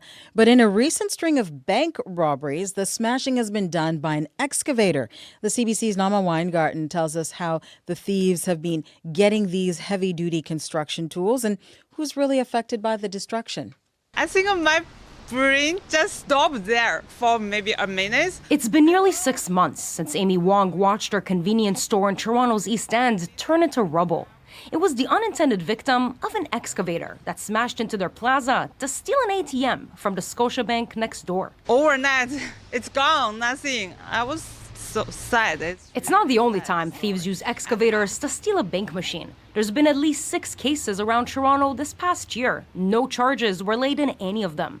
Constable Tyler Bell is with Peel Regional Police. It's usually a network of people. When we get them identified, we get really large amounts of occurrences solved. Stealing an excavator isn't exactly mission impossible. You can power most of them with the same universal key. And you can buy these by the dozen. You can buy them on Amazon. Tim Allen teaches at Centennial College's heavy-duty equipment program. He says although excavators are easier to steal than a car, they're hard to escape with. Many can only go less than 20 kilometers an hour. My guess is the machines are an opportunity, and the bank just happens to be close. He says construction companies can install codes or have different keys to avoid having their machines stolen, but that can be impractical. If a company has 100 machines, they can't keep track of 100 different keys. This isn't just a Toronto problem. In Newfoundland, at least 3 banks were broken into with excavators this year. Nama Weingarten, CBC News, Toronto. That is the latest national and international news from World Report. News anytime, cbcnews.ca. I'm Marcia Young.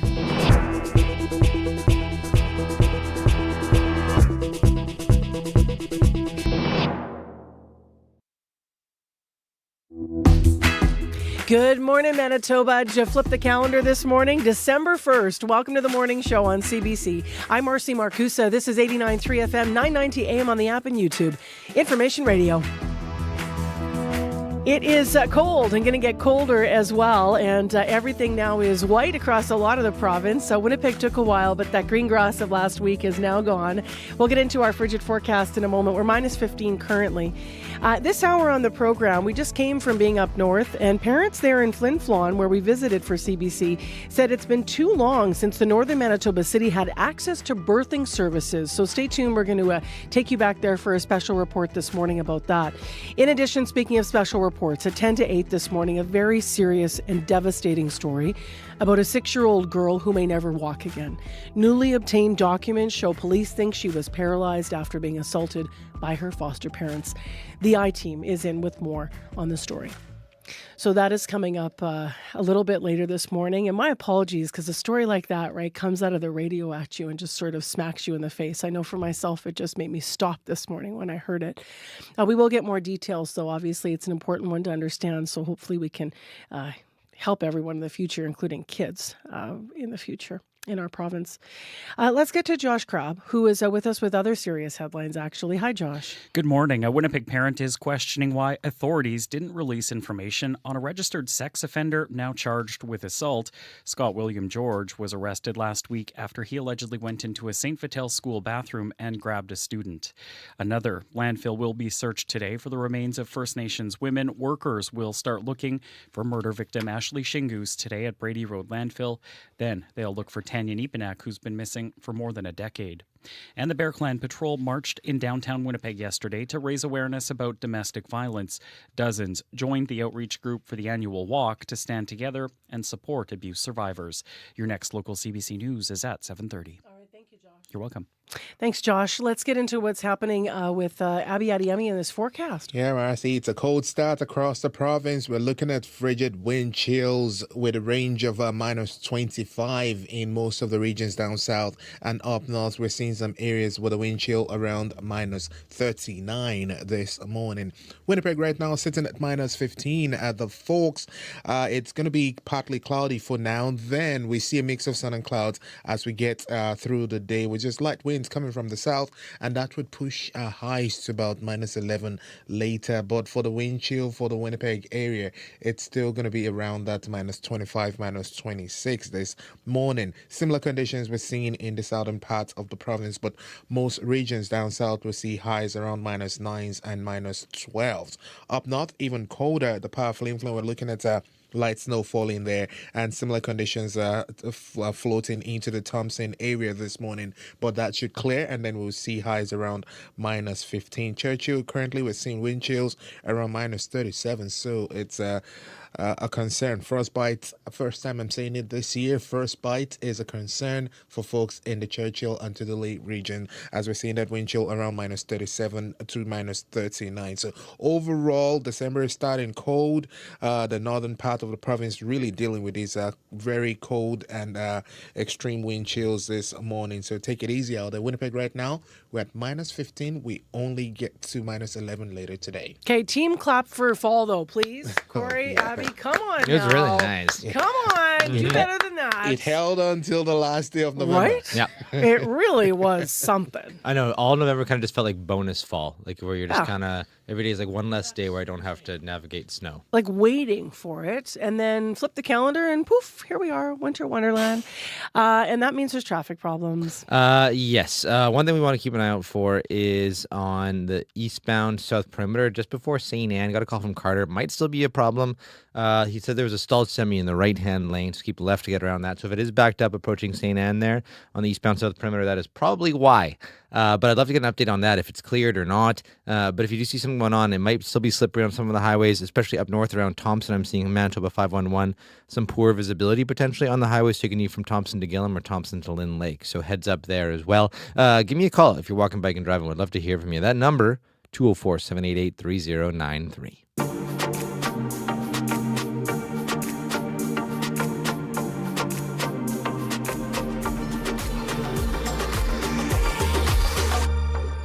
Well, as I mentioned, parents in Flin Flon, Manitoba still cannot plan on giving birth there. And that has them feeling forgotten by the local health region, they say. The only full-time obstetrician at the Northern Manitoba City's hospital left years ago. Since then, locals have had to go away to grow their families, as you might have heard a bit on the news this morning. We have a full report next from the CBC's Lauren Scott. Morning, Marcy. So when did Flin Flon lose access to birthing services? Yeah, I wanted to start off by showing you a picture. Okay, I'm looking at your iPhone here. Yeah, you see this boy on the left there. His name is Dempsey. He's Adorable. the one holding the purple flower. Today is his 7th birthday. And he was one of the first babies who had been born outside the city after the closure. It started years back when the Flin Flon General Hospital suspended birthing services in November 2018 after its full-time obstetrician left months before. Dempsey's mother, Logan Church, was under a month away from her due date when she found out she couldn't give birth in Flin Flon.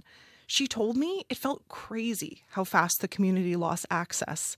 She had to drive more than 5 hours to stay with her auntie in Dauphin in the winter cold with her eldest son, Dominic, who was just 22 months old at the time. I'm like in labor trying to give birth, and I also have this baby there because we are not around our family now, right? Like now we're being completely removed from our community, from our support system. We had no grandparents to keep the baby while we went to give birth. Like it was just, everything was turned upside down. And then to make it even crazier, we were released before our baby was even 24 hours old. So now we're driving back to Flin Flon with a baby that's less than 24 hours in the winter, and it's a 6-hour drive. So it was, every part of it was so insane. I was just like so stressed out, so overwhelmed the entire time.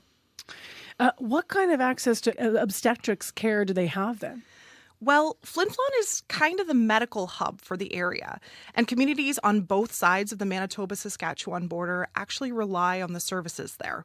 That includes folks from Baker's Narrows, Sheridan, Cranberry Portage on the Manitoba side, but it also includes folks from Creighton, Denair Beach, Pelican Narrows on the Saskatchewan side. Despite this being a hub, though, access to obstetrics care is pretty limited in Flin Flon. The Northern Health Region told me that an OBGYN from the PAW comes to the city twice a month. And they usually meet with patients who are between 28 and 30 weeks pregnant or sooner if they have a high-risk pregnancy. But no matter what, they still have to leave town to give birth. So where do they go? Well, most people drive an hour and a half south down Highway 10, passing Forest and lakes until they reach the PAW. But some have traveled as far as Saskatoon or here in Winnipeg to give birth, actually. While I was in Flin Flon, I met with Kelsey Ronson. She's due in just under 2 weeks now, and she plans to be induced in the PAW on December 12th. But she's really worried about going into labor before then. Here's what she told me. By the time you figure out that you're actually in labor and that it's not, just Braxton Hicks or something like that, well then, if you have a very quick labor and delivery, chances are you're delivering on the highway. Kelsey gave birth to her daughter at the Flin Flon Hospital about 10 years ago, when that was still an option. Her home, where I met her, was just a 5-minute drive away, which was really helpful because she told me that her labor and delivery was pretty quick. It lasted about 4 hours. But she's worried this time around it'll go even quicker. And with a long drive to the PAW, she's worried that she might not make it in time before she goes into labor on the 12th. I'm stressed for these people, while you're telling the story, just thinking about it. Parents have had to do this then, just to go back to the beginning, for 7 years? Yeah, 7 years. It's a really long time to be without access. It's actually taken so long that a local advocacy group that focused on reopening the obstetrics unit has disbanded. The We Want Birth Committee used to protest outside the hospital. They used to meet with health region officials and lobby politicians to bring the birthing service back. But I spoke to former member Shannon Michelle, who told me that the group sort of gave up hope. And she said they stopped meeting more than 3 years ago. So has the closure affected family planning over the years then? Shannon actually told me she decided to stop having children because of it. She moved to Flin Flon shortly before the services ended and found out she was pregnant just a few weeks after moving. But she said it was a high-risk pregnancy and she wouldn't have been able to give birth in Flin Flon anyways. But for her, the regular travel to Winnipeg for appointments was exhausting. Personally, for me, it's the fact that we didn't have an obstetrics unit here did stop me from having another child, just because of the complications that I had with my first and not wanting to travel to the city every 3 weeks, but I did, and not having somebody here in case there was an emergency or anything like that. It definitely stopped me from having another child. So the daughter that she had then has remained an only child since. What does the health region say about all of this? Well, Northern Health told me that the demand for obstetric service remains low in Flin Flon. The health region said it continues to monitor patient volumes and service needs in the surrounding area served by the hospital. But Shannon questions whether that low demand claim is true. She said she knows 4 people who've had babies over the summer, and she doesn't think that demand is slowing down. And she actually thinks that the birthing void is putting community members at risk. I got to speak with Deputy Mayor Alison Dallas-Funk, and she told me that some parents will take the risk of staying in town until they go into labor. You see, the hospital will do emergency deliveries in the ER if absolutely necessary. But she told me that sometimes ER doctors aren't comfortable with delivering babies, and people are sent away. All high-risk pregnancies or possible complications have to leave too. Here's what the deputy mayor told me. Women will stay and try to wait until they're in labor to not have to go. Now, you don't know if there's going to be complications, so you're putting yourself at risk. It's going to take one woman doing that and then one child being lost or one woman being lost for this health region to realize how important that is. It's really, when it's framed that way, it's an incredible risk to try and take to stay in Flin Flon and take that risk. What else did she say about the impacts this has had on the community? Yeah, she said it's likely hurting economic and population growth too, and that's super important for any community, but especially since the Hudbay mine closed a few years ago. She said it's hard for families to consider building a home in Flin Flon without access to birthing services. You want your community to grow. How do we have economic growth? How do we keep people here if we can't say to a young family or people choosing to come here for work, yeah, you can grow your family here. Don't worry, we'll take care of you. We can't say that. We heard this joke from multiple people. There's sort of a saying in Flin Flon that you can make a baby in Flin Flon, but you can't have a baby here. I heard that when we were up there too. Yeah. So how are parents feeling about all this then? It's a real range of emotions, Marcy. So some parents expressed fear, anger, frustration at how long this has taken.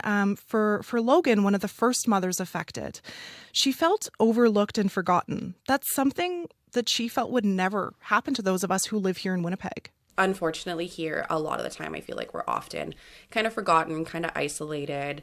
And like, I feel like if it were roles reversed and we had to tell people in the South, like, you got to drive up to Flin Flon to give birth, like, there would be massive outrage. And it wouldn't last for long. And Kelsey, who is due in just under 2 weeks, said she's really worried. Her fingers are crossed that everything goes to plan because she can't just drive up the road 5 minutes to the hospital anymore. I'm definitely a little more worried about this one, just having to make it to the paw and all. The lack of services has made what should be an exciting time a stressful one, she said. Thanks for bringing us the story, Lauren. Appreciate it. Thanks.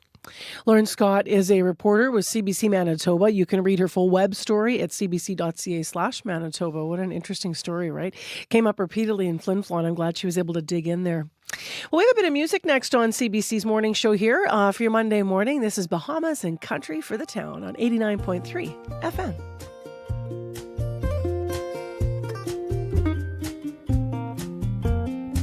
You never knew me, you only looked right through me. I was standing right in front of your eyes. How can you hear me if you're never ever near me? They're traveling on only some disguise. I watch you fill up every minute of every single day. I got the meaning, so quit screaming. I hear every word you say. And I know it ain't all roses, and you're wondering what's around. So before the window closes, leave the country for the town.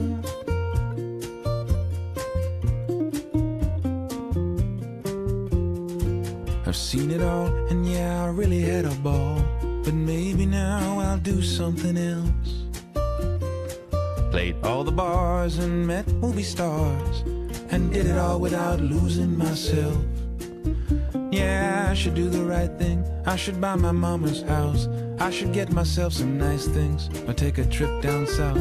Won't move to California, but I might change my sound. Don't say I didn't warn you. I left the country for the town. Ooh, oh, oh, oh, oh. I wouldn't beg you to stay. Ooh, oh, oh, oh, oh.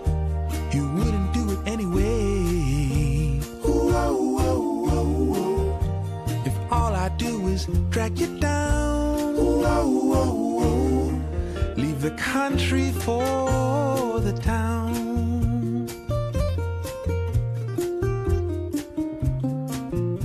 It's true I once adored you. Now you say I only bore you. You say the only thing that I do is stand still. Yeah, I'll sit and have a think. You could fix me some stiff drink. We could hike along those headwater hills. But then I hear your laughter, and it shakes me good and hard. How happily ever after was just never in the cards. How could I even blame you? You're always up when I'm down. So me, I'll keep the country, and you take the town. Country for the Town from his new album, that is Bahamas, on CBC. Well, the Jets are on the road. Claude Fagg is in for Scott Regehr this Monday morning to talk about how they make it to another road victory. Good morning, Claude. Good morning, Marcy. Nice to be back. So tell us about the game tonight. Yeah, so November 1st, exactly a month ago today, can't believe it's December, the last time the Jets strung together a string of victories. It was 3 in a row back then, and tonight in Buffalo, they'll shoot for a second straight against the Sabres. Now, Jets had been stumbling winless in their previous 4 games before getting a big win in Nashville on Saturday. And head coach Scott Arniel, a one-time Buffalo Sabre, is hopeful his team can replicate the Smashville experience in the Queen City tonight.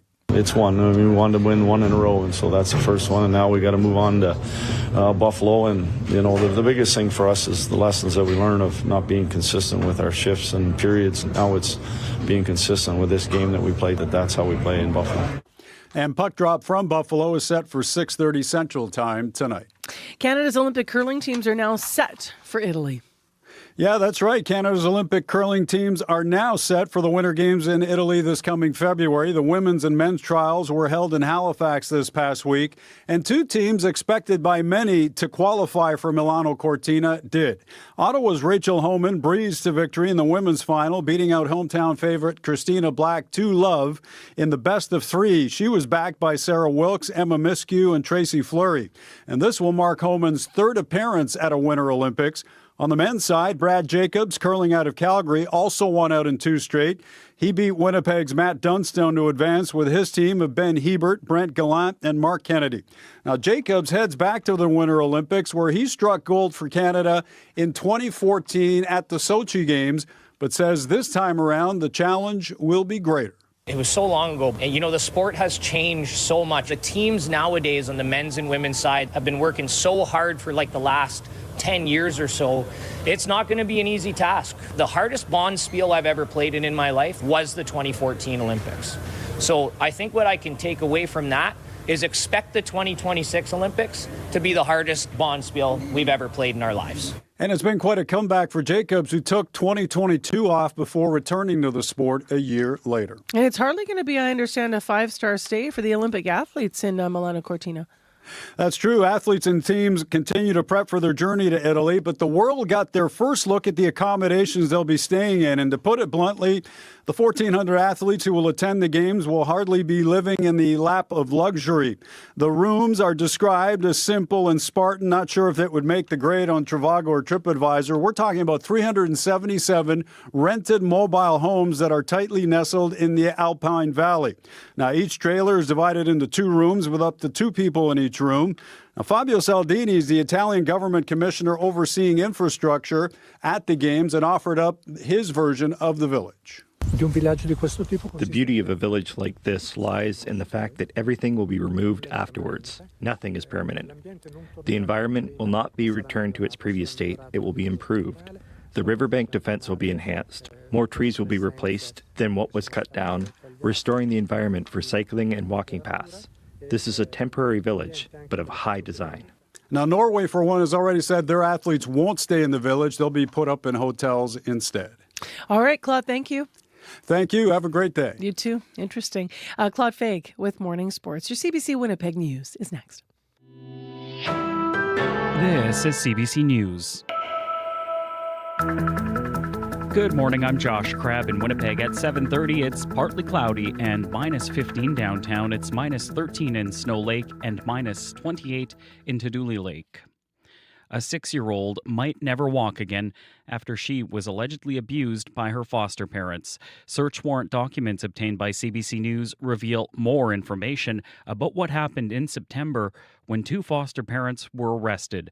Police allege the girl was beaten, had a broken vertebrae, and tape burns on her mouth.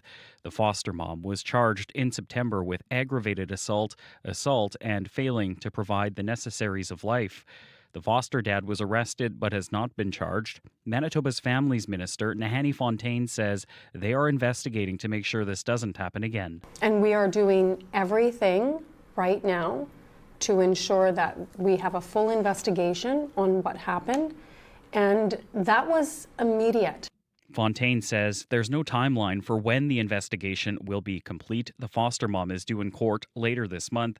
CBC Manitoba I-Team reporter Michelle Allen will be in with more details coming up at 7:50 on Information Radio. A search for the remains of Ashley Shingoose is set to begin today at Brady Road Landfill. Shingoose is one of 4 victims of convicted serial killer Jeremy Skibitsky.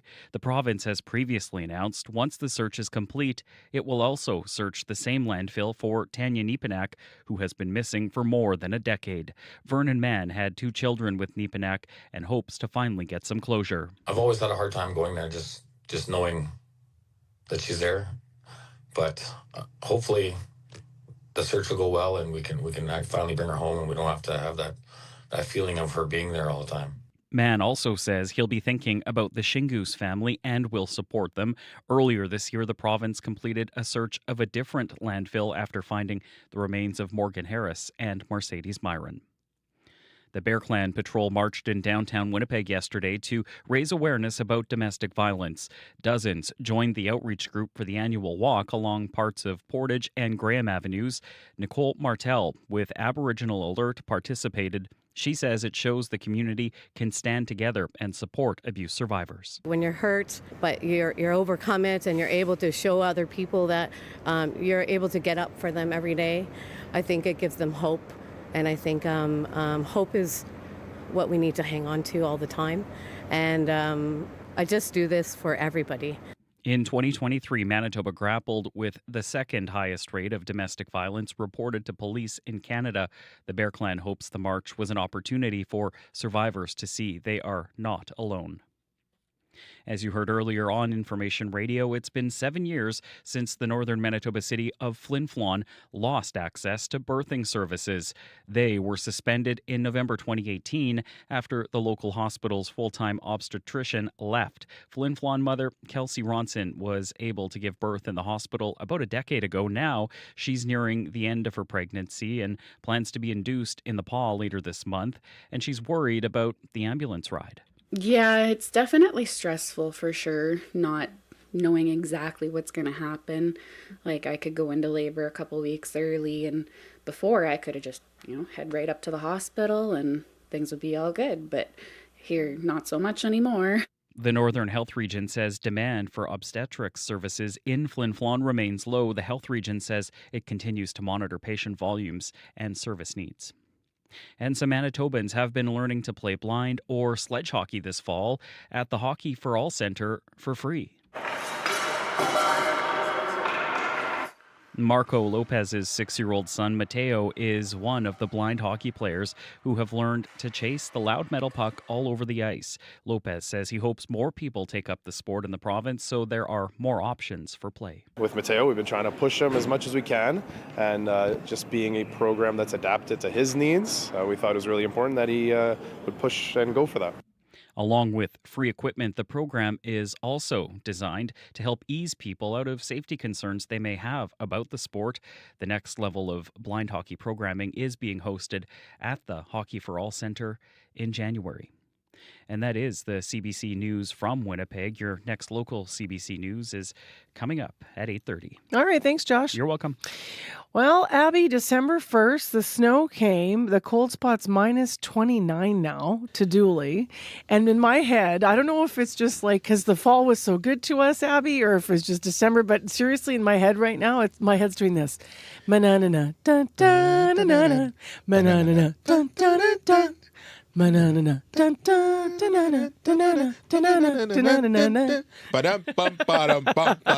sorry.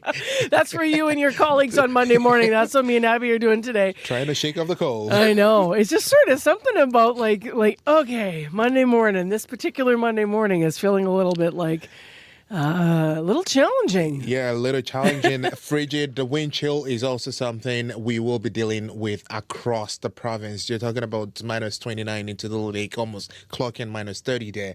Up there, it's already feeling like minus 37. So the values might say minus 29, but you're in the range of wind chills around minus 37, minus 38, and even close to 39. So take it easy out there. Frigid, the wind chill is a concern. Watch out for frostbite. Try not to expose yourself yourself much in these conditions. Winnipeg right now, we are still at minus 15, partly cloudy out there.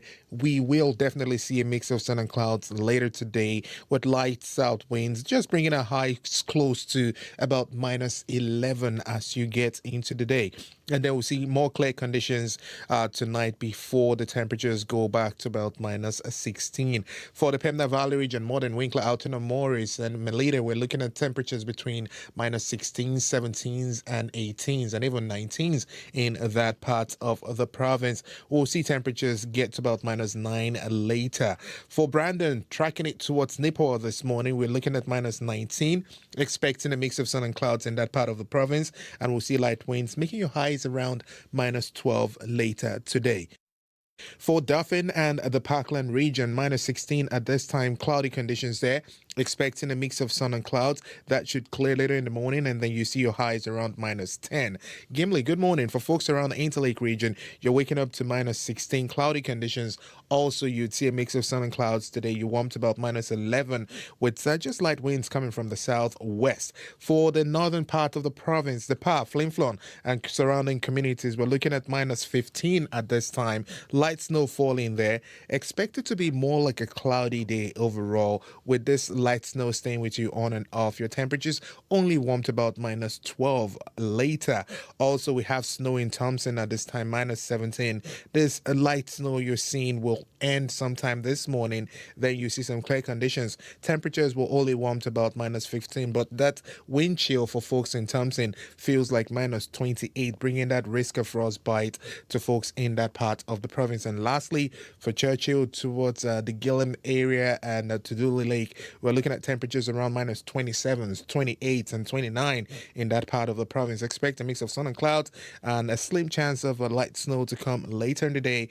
You only warm to about minus 22, but with the wind chill factored in, some areas feel like minus 38 and 39 this morning. So overall, Mercy, it's going to clear up in the province, but it's a cold start to December. Winnipeg right now, minus 15. We only get to minus 11 later today. All right. Thanks, Abby. Thank you. Corey, you ran in this morning. How was your foot commute, and what are you hearing about the drive? Yeah, foot commute was good. Not too slippery underfoot, but yeah, definitely had to bundle up. I was actually bundling up my kids over the weekend for that first big get this squeeze them into the snowsuits. And I was just thinking to myself, as if we just live in a place where we all essentially become tiny little sad astronauts for 5 months of the year. We have to wear protective equipment just to go about our days. We're not used to it yet. I know. It just kind of blows my mind. Where That's you're what's going on. It's right? oh yeah, winter's a lot of work. Yeah. But other than that, though, the snow's still kind of in that grippy stage on the sidewalks, where it's not too bad. As for the highways, though, I did hear earlier, might still be a problem, might not. About a semi stalled in the right-hand lane on the eastbound south perimeter, just approaching St. Anne's. So if it's slow going around there, that could potentially be why. Other than that, though, I haven't heard of any major issues out there. But if you're walking, you're biking, you're driving, you see something, give me a call on the CBC commuter line. That number, 204-788-3093. All right. Thanks, Corey. Thank you. Well, a bit of a bright story to get us into our Monday morning with a smile here. After visiting 30 countries, it was Canada that won her heart. Now a woman is sharing her Japanese culture through a bakery and restaurant here in Winnipeg. CBC Manitoba's community reporter, Shanley Vidal, has more. 3 years ago, Yuka Katahira started up her business, Yuka's Bakery. She worked in a shared commercial kitchen, selling her goods at markets and pop-ups. Now, she's opening her own Japanese bakery and restaurant in Winnipeg's West End neighborhood. Not so many people doesn't know what is a Japanese baking. I started my own Japanese bakery because I already know the flavors. Born in Japan, Katahira had ambitions of becoming a professional motorcycle racer like her father. But injuries sidelined that dream, so she grabbed her passport and began a global trek, traveling to more than 30 countries. Unexpectedly, she found work as a pastry chef, and baking revved up a new passion. Lots of people like cute things, so have a bear on the face is really cute. That attracts people too. Personally, I like cute things too. While traveling, she visited Winnipeg and liked it so much she never left. I like Winnipeg more than bigger city because I grew up in a very busy place. But she discovered there was a missing ingredient to this recipe. When I came to Winnipeg, I get to know it's not so many Japanese populations. And I couldn't find authentic Japanese bakery. When I come here, everything too sweet for me. And if I can introduce Japanese baking, and then people get to know a little part of our cultures. The items on her menu are a callback to the foods she grew up with. Cream bun is most popular, so I use the cream bun for my logo. It's full of Japanese custard cream inside and not overly sweet, but it's very rich. And we have a bear sweet roll that's very fluffy bun, nothing inside, slightly sweet and a cute face on top. Tonkatsu and gyoza, that's a dumpling, and we have a korokke. Tea is very popular in Japan, and especially my dad family side has tea on the tea garden near Mount Fuji area, so we can get the tea from there as well. Food has become Katahira's love language to the place that won her heart. And maybe I can share the little part of my culture through food. The opening of Yuka's Bakery is seasoned with extra support, thanks to a visit from Mom and Dad who came across the ocean for the big moment. I hope I can support the community and work together and grow together. Shanley Vidal, CBC News, Winnipeg. Those little cream buns with the bear face on them smiling at you as you're chomping down. That looks delicious. If you were watching on YouTube, you got to see that. Yuka's Bakery's on Sargent Avenue. Thanks to CBC's community reporter, Shanley Vidal, for checking it out and bringing us that business story, and also videographer Jason Emsom. It is 7:43 a.m. right now on 89.3 FM, 990 a.m. on that app and on YouTube. It's -15 in the city of Winnipeg. And a bit of music next on the show. This is Del Barber and Something to Say on 89.3 FM.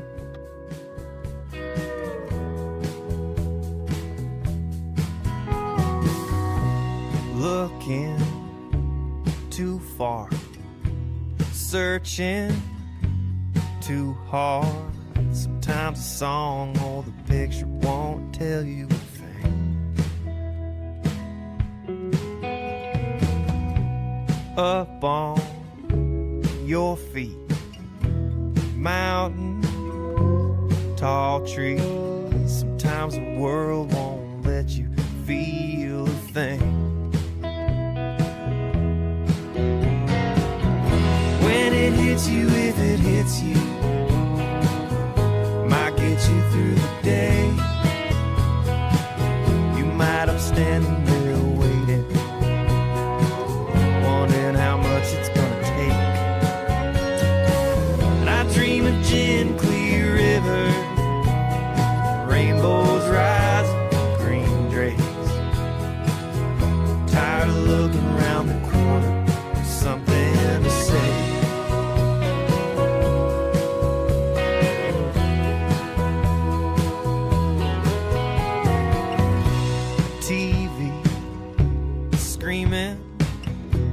Weather the weekend makes me sure some things are never gonna change. Politician all greased up, preaching makes me sure some things are never gonna change. You, if it hits you, might get you through the day. You might have standing there waiting, wondering how much it's gonna take.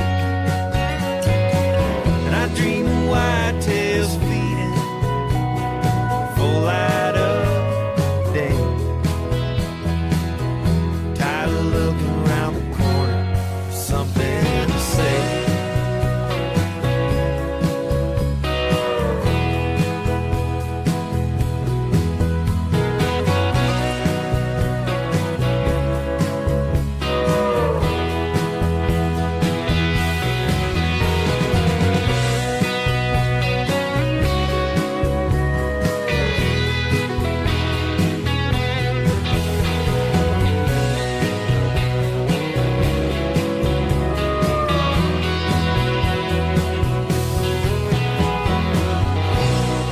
Del Barber and Something to Say on CBC 89.3 FM, 990 AM on the app and on YouTube. And if you're listening to Del this Monday morning, it might be a little bit blue because, of course, Del Barber had the farewell tour earlier this year, not performing anymore in person. It is, as mentioned, 7:46 AM on 89.3. I'm Marcy Marcusa. Thanks for sharing your morning with us here on Information Radio. Coming up after 8 o'clock on the show, despite being naughty, porch pirates aren't getting cold this year. They might have swiped the package on your front porch. We're going to talk to a Winnipeg woman who says her Christmas gifts were stolen, and it was all caught on camera. She's going to join us after 8. You're also calling the listener line this morning, so we'll air the calls after 8 as well. What's your experience been like with this? Have you ever had something stolen off the front porch, and what do you do about it? Have you had a doorbell camera or a neighbor, or did you have a way to get your packages back at all, or were they just so long, so gone? Let us know. 788-3205 is the listener line if you want to reach us at CBC. Breaking tonight. Every day. The tariffs are very good. They're very powerful. Canadians are always ready when someone else drops the gloves. We bring context to chaos. What are the consequences of this action? We must retaliate. In our own backyard. Come on! Just a plane crash. And beyond our borders. It's the scene of an airstrike. You're gambling with World War III. Negotiations are ongoing. From the source you can trust. It's time to dig deeper into the story. The National, Canada's newscast. Tonight on CBC. Well, next on the show, a very serious story that we're going to build on that you may have been hearing in the news this morning. Police and Manitoba's families ministers say they are investigating after a 6-year-old girl in foster care suffered life-altering injuries in a Winnipeg home. CBC has obtained documents that shed new light on what police say happened. I-Team reporter Michelle Allen is in with more details. Good morning. Good morning. First, we are going to put even a stronger warning on this if you're listening. It does contain the story graphic details that may be upsetting to some listeners. What happened to this girl? Well, as you said, the details are quite challenging to hear. We already knew that the girl was taken from the Winnipeg foster home in critical condition, but we've learned now the search warrant documents give us a little bit of a clearer look at what police believe happened. As we reported in September, police charged a 25-year-old foster mom with aggravated assault, and failing to provide the necessities of life. She is currently in custody. The documents we obtained now say the 6-year-old girl's spine was fractured in multiple places, and she was covered in severe bruises. They also say it looked like she had tape burns around her mouth and that there were small stab wounds on the bottoms of her feet. Police say that the foster mom admitted to police that she slammed the little girl on the ground multiple times, and that the foster parents didn't call for help until the next day after they found she wasn't moving. The documents say she was paralyzed and may never walk again. What kind of reactions have you heard to this? We spoke to Manitoba's Families Minister, Nahani Fontaine, and she says they're conducting an internal investigation into how this happened. I think that all of us can agree that children shouldn't be abused. And so folks can be assured that we're doing everything within the department to get down to the bottom of what happened and to ensure that we are working towards preventing that. What has the Families Department learned so far then during their investigation? We didn't get a ton of information because of the privacy rules, but Fontaine says the investigation is meant to identify ways to stop kids from falling through gaps in the system. The goal would be to ensure that we're preventing any abuse and ensuring that we're looking at what occurred within the system to allow this child to face this amount of abuse and what I would characterize as abominable abuse.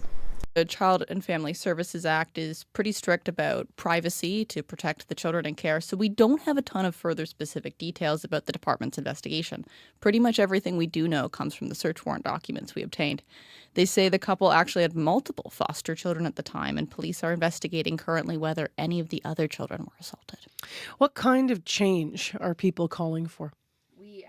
We asked the Manitoba Advocate for Children and Youth, Siri Gott, about that and where the gaps people are pointing to in the system currently. She says it's more complicated than just any one single policy failure. There's a lot of layers involved, especially in all systems. You know, you have government, you have the agencies, directors, board of directors. But I think most of all, you know, the children are falling through the cracks when there is a lack of oversight. One of the things that stood out in the search warrant documents to us was that officers at the scene told the investigators that the little girl's bed sheets were soaked in urine, which made them believe that when they found her, she had been laying in bed with her injuries for an extensive period of time, possibly, unable to move because of how injured she was. A respite worker told police she last saw the girl the day before police think she was probably injured, according to the documents. The worker was scheduled to help the foster parents with childcare for the next 2 days, but the worker didn't actually physically see the girl. While at their home on September 18th, the worker didn't enter the girl's bedroom because the foster parents told her the girl was sick and was sleeping. Police say the foster mom admitted to slamming the girl on the ground multiple times that same evening. The worker was scheduled to come back the next morning when police think she was stuck lying in bed injured. But the worker didn't come to the house at all that day because the foster parents said the girl was sick. The girl didn't receive any medical attention until later that night. How often are CFS workers supposed to check in on kids in care? Well, the policy is that children are seen at least every 30 days. It can be up to once a week for kids who are considered to be in more high-risk situations, but 30 days is the minimum standard. Sherry Gott told me that more resources are needed to ensure that this actually happens. What could be done to ensure more children are being physically seen in person, meeting that 30-day standard? Well, you know, I always refer back to the late Phoenix Sinclair inquiry. And there was a recommendation from the commissioner at that time that a caseload of 20 per worker, 20 case files per worker was one of the recommendations that was made. And I know the system has worked really hard to meet that need, to meet that requirement. But what happens is that because of the revolving doors in child welfare, people come and go. So if one social worker leaves, another social worker assumes that caseload. So, and then you have 40 cases, so, you know, and you have 30 days. A lot of Manitobans who've lived here for a long time are thinking about Phoenix Sinclair. And that image, that it's like this embedded in our minds image of this baby wearing this little pink outfit who was just left and then died. And change was supposed to be coming. And here we are talking about this horrific case. Before you go this morning, Michelle, remind us once again, where are these foster parents now? So the 25-year-old foster mom was charged with assault, aggravated assault, and failing to provide the necessities of life. She's currently in custody, and we believe she's due back in court later this month. The 26-year-old foster dad was arrested but hasn't been officially charged, and the police investigation is still underway. All right. Thank you for coming in. Michelle Allen, reporter with CBC Manitoba's I-Team. Michelle will have more on the story on CBC News at 6 tonight. You can read more details on our website. Also, if you have a tip for the I-Team, you can always call their confidential tip line at 204-788-3744. You can email them the letter iteam@cbc.ca. And I'm just going to make a straight appeal here. Over the years of doing journalism in this province and trying to do something meaningful about how we change our system to better protect kids, one of the challenges that often we come up against as journalists is talking to people within the system, talking to people who are doing the work to try to help kids and maybe feel overwhelmed by caseloads or maybe have some information to share that would help us do the work to understand the system better. Remember that what I just said there is that it's a confidential tip line, and you can also call us on our morning show listener line if you have something valuable to share with us that will help us all understand the system better in Manitoba and move forward to protect kids. So we don't have the horrific stories like this story again this morning. You can reach out to CBC. It is 204-788-3205. Breaking news happens anywhere, anytime. Police have warned the protesters repeatedly, get back. CBC News brings the story to you as it happens. Hundreds of wildfires are burning. Be the first to know what's going on and what that means for you and for Canadians. This situation has changed very quickly. Helping make sense of the world when it matters most. Stay in the know. CBC News. We carry a world of information in our pockets because we want to know. Breaking news that shapes our world. Staying on top of stories around the globe. And connected close to home. It's news you can trust. Delivered when you want and where you want. On Canada's News app. Now with CBC Radio 1. Local and live. Download the CBC News app for free. With more news, let's get into headlines this morning. Josh Crabb is in for Heather Wells. Good morning. A search is set to begin today at Brady Road landfill for the remains of First Nations women. Workers will begin by looking for Ashley Shingoose, the victim of a convicted serial killer, and then Tanya Nepanak, who has been missing for more than a decade. It's been 7 years since the northern Manitoba city of Flin Flon lost birthing services. Hear more about how this is impacting pregnant parents. And some Manitobans have been learning to play blind hockey and sledge hockey this fall. I'll have more on a program that provides them the gear and the ice time. Your next local CBC News is at 8:30. Thank you, Josh. You're welcome. In the forecast here, December 1st, and we're starting with a blanket of white across Manitoba and across Winnipeg, I should say. We've been green up to last week, right? Abby was talking about how it was like the 20-degree swing. We were 10 degrees above, and then we were minus 10 yesterday, Sunday to Sunday. This morning, we're at minus 15. It's partly cloudy, and we'll have a mix of sun and cloud for the day. Our high is minus 11. In the city of Winnipeg today. It's mostly clear. Over in Brandon, it's minus 19 degrees with clear skies come cooler temperatures. And in Thompson, it is minus 17 and the snow is falling lightly there. So that's what our forecast is looking like, current conditions rather. In traffic, if you do need to reach us on your morning commute, tell us anything that's going on, please do. 788-3093 is the commuter line. Well, we're going to hear from a Winnipegger after 8 o'clock who says she was visited by a porch pirate who made off with $200 worth of gifts. It happened in broad daylight, package taken right off her porch. We'll hear more about her concerns and her message to other homeowners as well.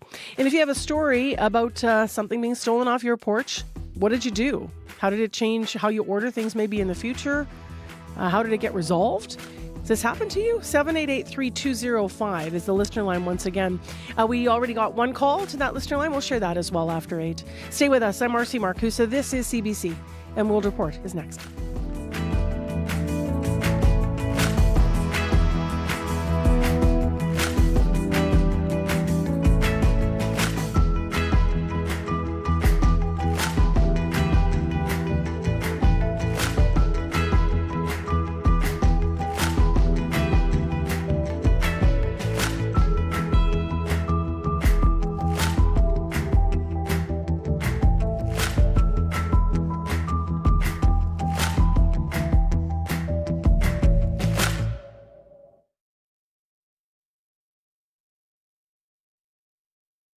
On cue, Jen Harper had a dream that would mark the beginning of an incredible journey in the beauty industry. Jen will tell you how she turned $500 and a passion for makeup into helping Indigenous people finally be seen in the biggest makeup store in the country. We have this saying at Cheekbone, we believe representation will save lives. Q with Tom Power, this morning at 10:30 in Newfoundland, and on the CBC Listen app, or wherever you get your podcasts. The CBC News is next. Coming up in half an hour, it's The Current with Matt Galloway. The U.S. Transportation Secretary says if we all dressed better, air travel would get better, and we'd be back to a golden age. What makes flying so miserable these days, and what we can do to fix it, coming up on The Current. This is World Report. Good morning. I'm Marcia Young. U.S. lawmakers are vowing to take a closer look at the Trump administration's military action in the Caribbean Sea. They want to follow up on reports Defense Secretary Pete Hegseth ordered a second strike on 2 alleged drug traffickers after they survived a U.S. military strike on their boat. Let's bring in Willie Lowry from our Washington bureau. And Willie, the U.S. military has hit dozens of alleged drug boats since this attack in September. Why is this particular order so controversial? The strike in question is the very first time that the U.S. targeted these alleged drug boats in the Caribbean. It took place on September 2nd. According to a Washington Post article, Secretary of Defense Pete Hegseth gave a verbal order to kill everyone on board. After the initial strike failed to do so, they launched a second, allegedly fulfilling Hegseth's command. Democratic Senator Tim Kaine says that second strike may be illegal.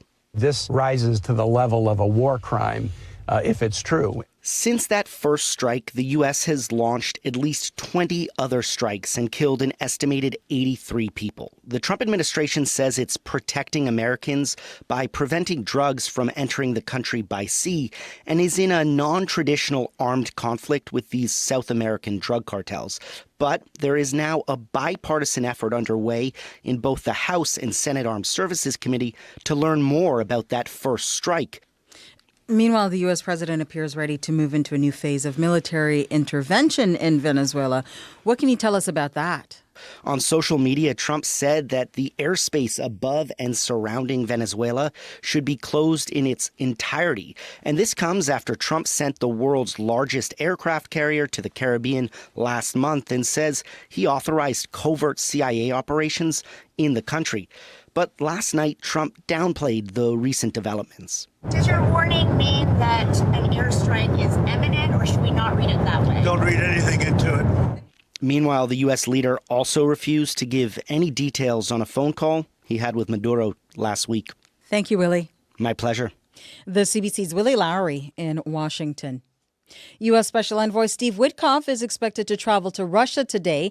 The Trump administration continues to strike an optimistic tone when it comes to reaching a deal to end the war in Ukraine. Tomorrow, Witkoff will meet with Russian President Vladimir Putin. The political pressure is mounting on both Putin and Ukraine's president to come to an agreement. Volodymyr Zelensky is in Paris today, meeting with one of his closest allies. The CBC's Crystal Gomansing has more. An extra pat on the back from French President Emmanuel Macron as he welcomed his friend Volodymyr Zelensky in Paris. This week, Russia takes center stage in peace talks with American officials. Ukraine's allies are working to ensure they're not left watching their future being shaped. Do you trust the Americans that they can find a good solution for Ukraine?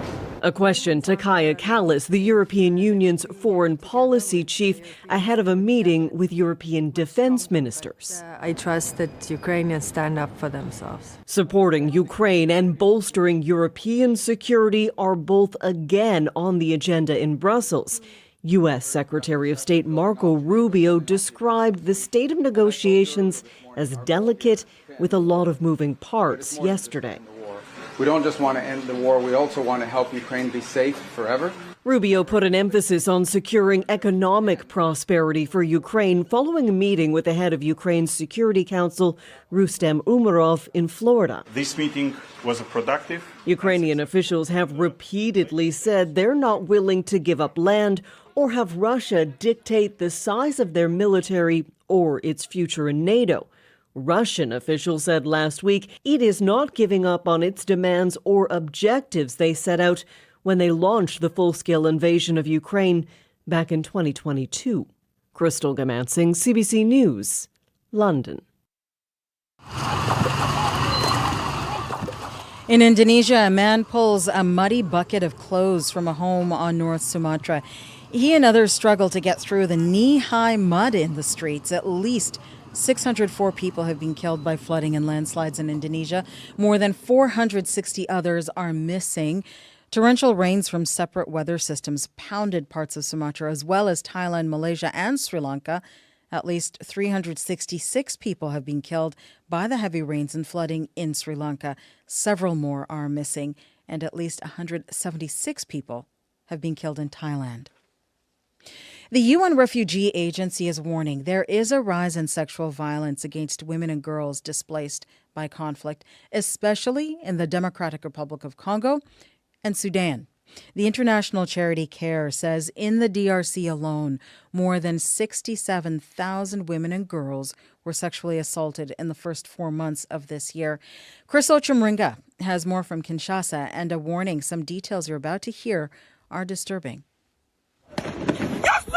Women with children strapped on their backs run for their lives as fighting erupts in the east of the Democratic Republic of Congo. The fighting between government forces and M23 rebels has killed thousands and displaced millions of people since late 2021. It has also led to a surge in sexual violence against women and girls. The UN Refugee Agency says the situation is alarming in Sudan as well. Salma, whose name we have changed to protect her identity, is one of the victims of the horrific act. My mother and brother were killed by an airstrike, she says. I was 2 months pregnant but lost the baby. I was stopped by fighters of the Rapid Support Forces and raped along the way.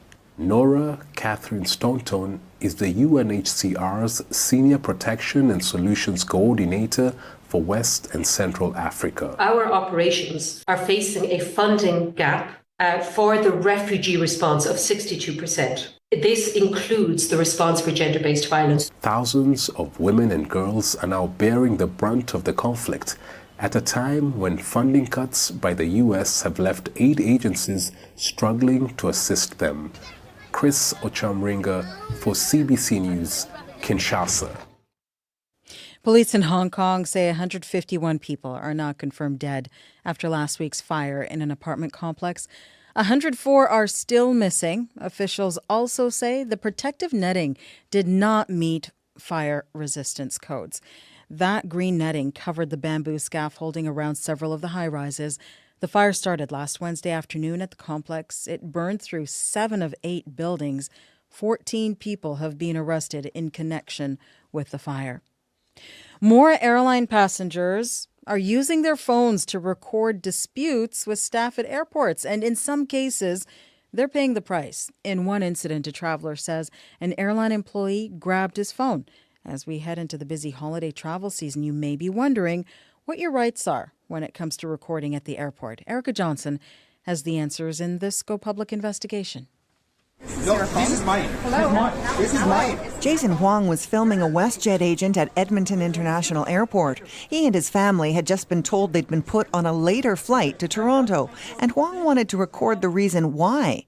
Then, he says, something unexpected happened. Suddenly, grabbed my phone. An agent says he won't be flying that day if he doesn't stop recording. Shocking. I can't believe this is happening in Canada. Your passport? Passport.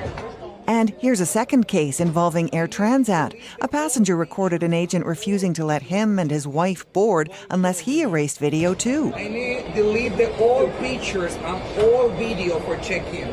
Why should I do that? Midden Haradas refused. As punishment, the couple was denied boarding. They sued in small claims court, submitted their recordings, and won $7,000 in damages. Air Transat says it regrets the situation didn't meet its standard for customer service. You can't be grabbing people's phones. Disputes like this are bound to increase, says privacy lawyer Tamir Israel, if airlines don't make sure staff know passengers can record these interactions. I think the airlines just need to make it clear to their staff that these types of recordings are permitted. That's because under Canadian law, a conversation can be recorded as long as one person, in this case the person doing the filming, consents. WestJet apologized to Jason Huang, but offered no compensation. Erica Johnson, CBC News, Vancouver. And that story is the most read at cbcnews.ca. It's on our main page. That is the latest national and international news from World Report. I'm Marcia Young.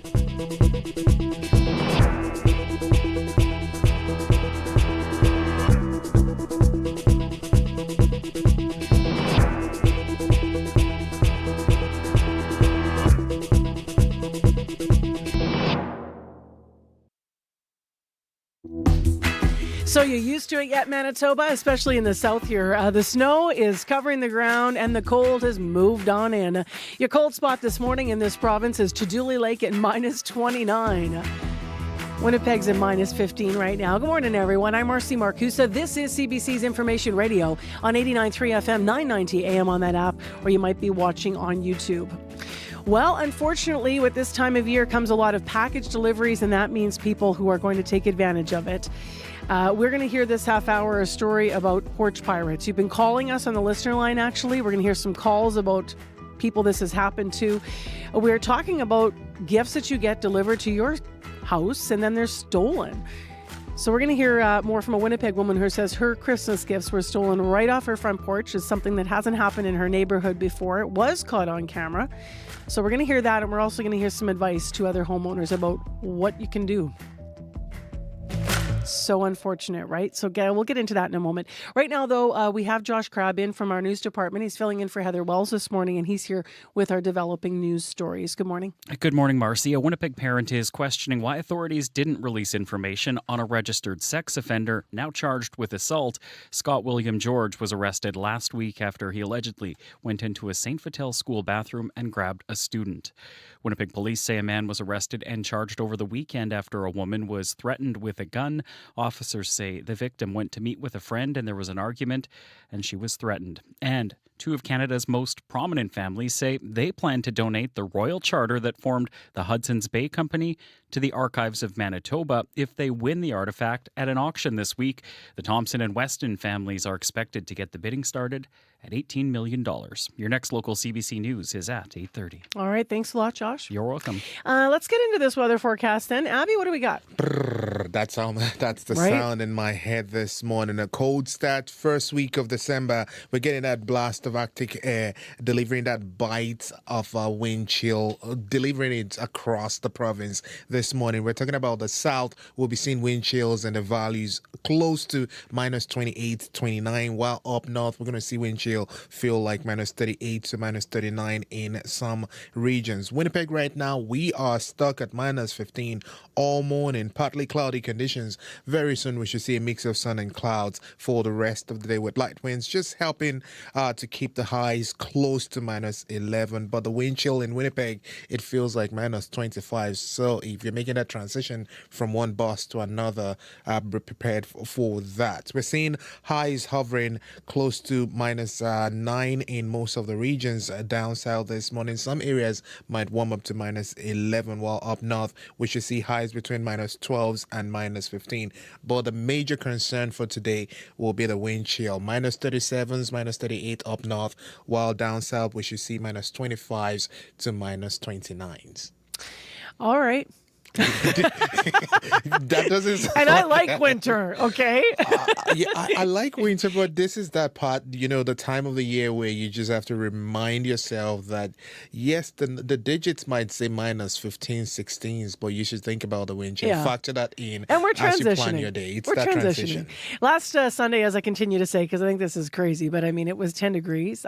How can you remember that? But Abby took drone shots, actually, at the Barrier Park, so showing that green grass last Sunday, and then we're minus 10. So that's a 20-degree swing. Like, obviously, we're going to get used to all this, right?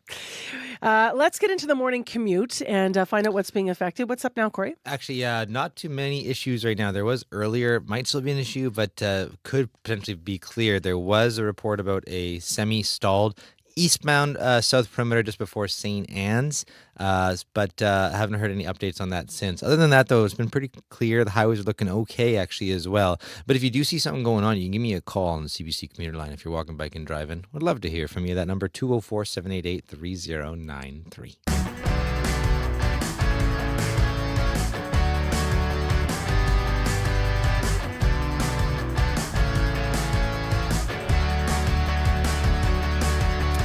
So the holiday season is going to be in full swing very shortly here. We flip the calendar to December 1st, and it's Cyber Monday, so a lot of people today might be thinking about buying online.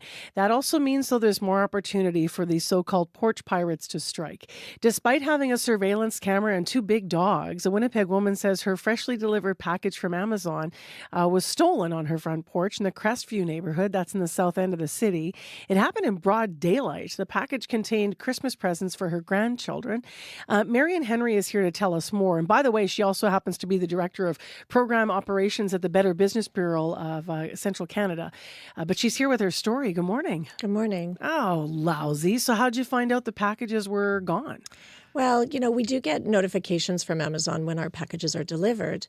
So when I got home, I said to my husband, "Oh, where are the boxes?" And he said, "Well, there weren't any boxes." So of course we looked on our camera and we saw that the 2 packages that we were expecting were delivered about 9:30 in the morning, and went through the cameras a little bit later and saw that someone picked them up off our porch at 12:54. Got it.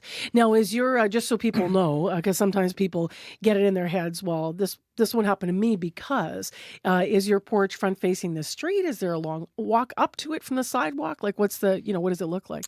Our porch is visible for sure. We have a corner property, so our porch is not enclosed in any way, shape, or form. It probably is more.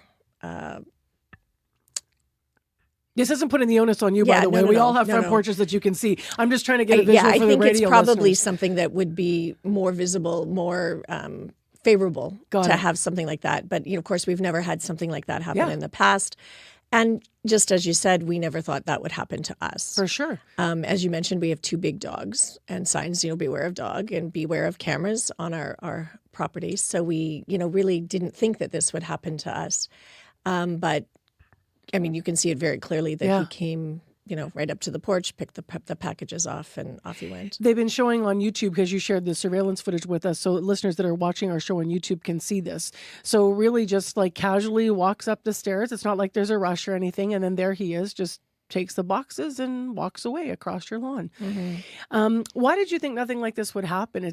How's your neighborhood for this kind of activity? I would think that overall that I would consider our neighborhood a very safe neighborhood. We don't have a lot of loitering. We don't have a lot of kids walking up and down the roads.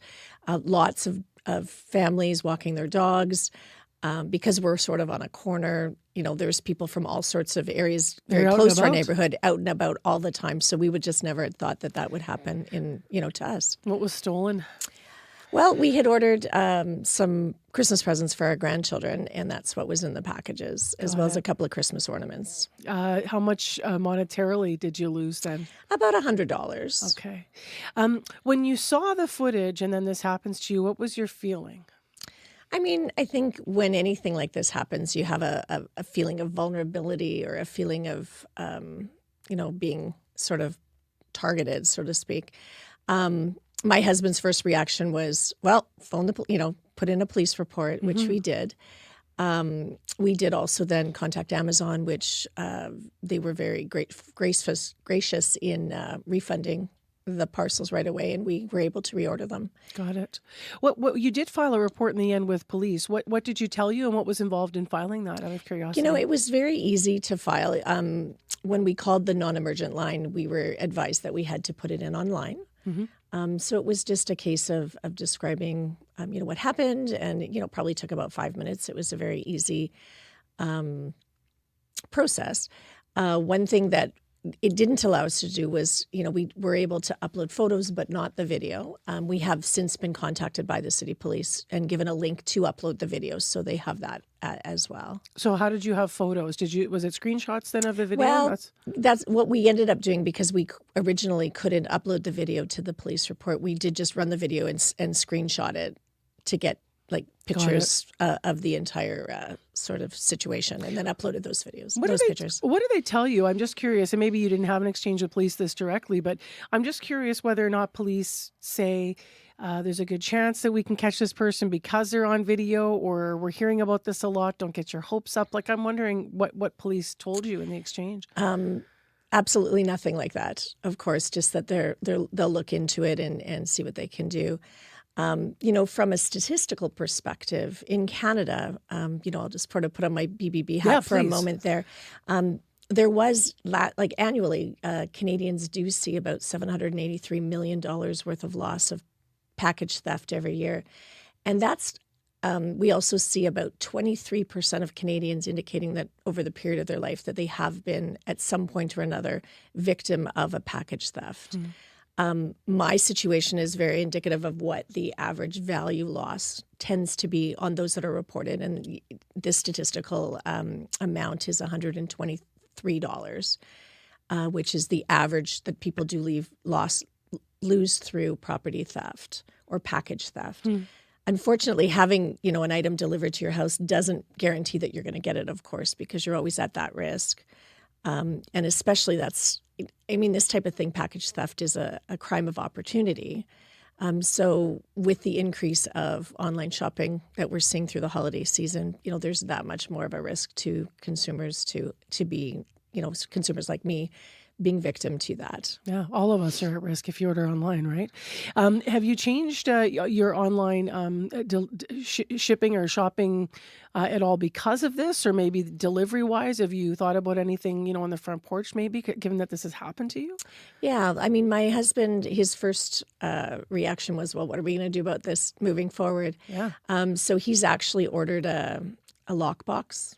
Okay. That package lockbox that you can put things into, but you can't take things out of, to put on our porch because it is sort of out in the middle of nowhere. We've also, in the meantime, and before we have that set up, we've set up all of our Amazon packages and stuff to be delivered to an alternate location on our property as opposed to at our front door. Smart. And of course, wherever possible, we're going to try to have things delivered to a store. Like if we're ordering it and it can be delivered to a store as opposed to our home, I think we're going to do that. Go for the storefront thing. Yeah. I appreciate that you're here with two hats on, right? You're sharing your story, which we can all learn a lot from, and so many people have been in this situation, but also in the Better Business Bureau situation. What do you want to leave people with this morning in terms of what they should keep in mind as we head really into this online shopping season, and then it's Cyber Monday? So a lot of people will look online today and be ordering things. Right. Well, I think I have sort of 6 tips that I would leave with people as far as that. And one would be, if you are expecting a package, attempt to schedule that delivery for when you are going to be at home. Or if you're not going to be at home, maybe ask your neighbors if they could hold the package until you get there, if you are going to be gone for an extended period of time. Some retailers, like Amazon and other online retailers, do offer alternate delivery situation, so you can ask them to put it by your garage or put it in your back door. Change the area. Yeah, change where they're going to put it. If you're purchasing from a retailer that does have a physical location in your area, so let's say you go into the store or you're ordering online and they have an option to deliver to the store, take that option, because lately they're going to ask for ID and have you sign for that package when you are in the store. And if you do know that there's porch pirates in your area, normally porch pirates will stick to a certain area for a length of time. So they're going to hit a lot of houses in the same area before they move on to another area. So if you've heard that there are things like that happening in your area, looking at a lockbox or renting a post office box that you can ship things to, so they're not going to be sitting on your property, especially for us that work full-time during the day and we're not home when packages are necessarily delivered. Lousy that this happened to you. Thank you for the advice, though, and I'm glad that obviously you got it resolved and you'll have the gifts back for the grandkids. Mm-hmm. Thank you very much. Yeah. They'll be happy, too. We're not saying what's in the boxes because we don't want to spoil that surprise. They're too little to know. Marion Henry's been in with us this morning, a Winnipegger who had her packages stolen just over a week ago. She's also, with the other hat on, the Director of Program Operations at the Better Business Bureau of Central Canada. Winnipeg Police, by the way, are investigating this incident. They say there's been an uptick in calls about property thefts like this one, and that it is not unusual given this time of year. Police say people expecting deliveries, just to reiterate some of what we heard from Marion as well, do say make sure those packages are hidden out of sight if possible when delivered. Arrange to have them sent to a friend or family member's home if they can be home to receive them. And if you want information, Winnipeg Police have a website with tips all about this. We asked you if it's happened to you, and it didn't take long till we got a call. Hi, my name is Jody, and I just have a little story about the porch thief. It happened many years ago, just when I was getting used to the idea that packages were left on the front step, which continues to seem ridiculous to me. Anyway, my ex-husband at the time wanted to buy American Girl dolls for a doll for our daughter, as well as his 2 stepdaughters.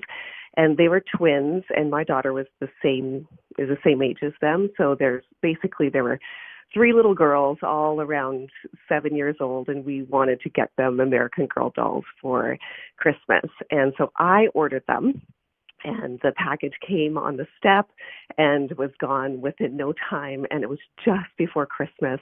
And so it was just devastating. And they were super expensive too. So it's an expensive package with 3 dolls. And it was taken just before Christmas, and the girls did not get their dolls for Christmas. So it was very sad. In the end, the story turned out okay because the company just sent us 3 new dolls without charging us, which I really, really appreciated. So the story ended okay. The girls got their dolls, and it was okay, but it was a sad moment. This winter, help make the season kind in support of Harvest Manitoba. All it takes is 1 can of food, $1, or even 1 hour of your time. Your generosity will help those in need and bring us closer together as Manitobans. Join us as we donate a day of programming in support of Harvest Manitoba December 5th. Visit cbc.ca/kindmb for more. So you just heard that listener line on Porch Pirates. If you have an experience that you'd like to share, 788-3205. Bit of music. We've been playing local music all morning long. And a reminder that Friday's shows are going to have a lot of local music. We have musicians who agreed to be part of our special day of programming here at CBC Manitoba as we come together to make the season kind. It is a day of programming, music, and stories to remind ourselves about the need in our community and to support Harvest Manitoba and all of its member agencies, some 380 plus of them all across the province. So that is on Friday. But the local music we have this morning is from Jay Wood. Little laid back groovy track for a cold Monday. This is Just Saying on 89.3 FM.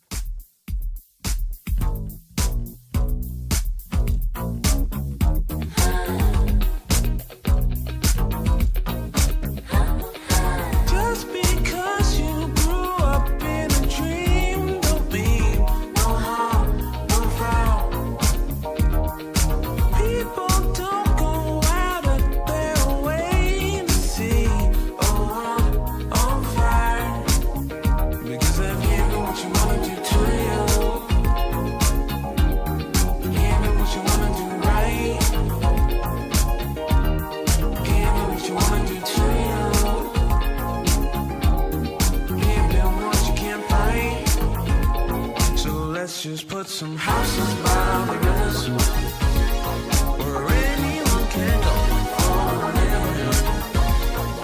Even if you're wrong, you're forgiven. I'm just saying, just let me see some Hollywood faces where anyone can go forever. Even if they don't take a stand.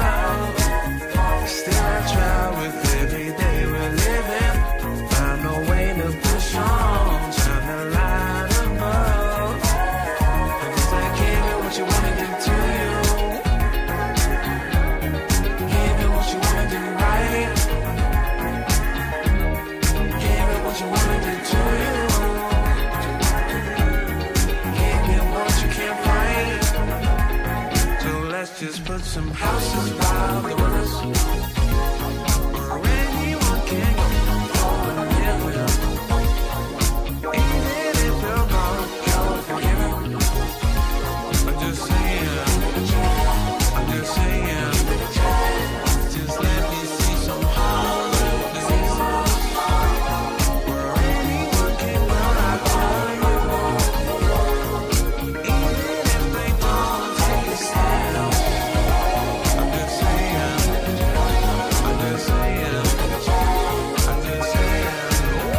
Jay Wood and Just Saying, local artist who is actually down south right now playing Vegas later this month. You're listening to CBC's Information Radio on 89.3 FM, and your news is next. This is CBC News. Good morning. I'm Josh Crabb in Winnipeg. At 8:30, it's mostly cloudy and -15, cloudy and -15 in Dauphin, light snow and -13 in Flin Flon. A search for the remains of First Nations women is set to begin today at Brady Road Landfill. Workers will look for the remains of Ashley Shingoose, one of the victims of a convicted serial killer.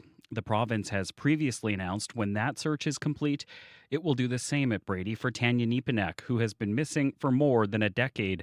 Vernon Mann had 2 children with Nepanak and says he'll be thinking about the Shingoose family. I'm sure it's kind of nerve-wracking to have to go there and think about what's going to take place, because I mean it's a landfill.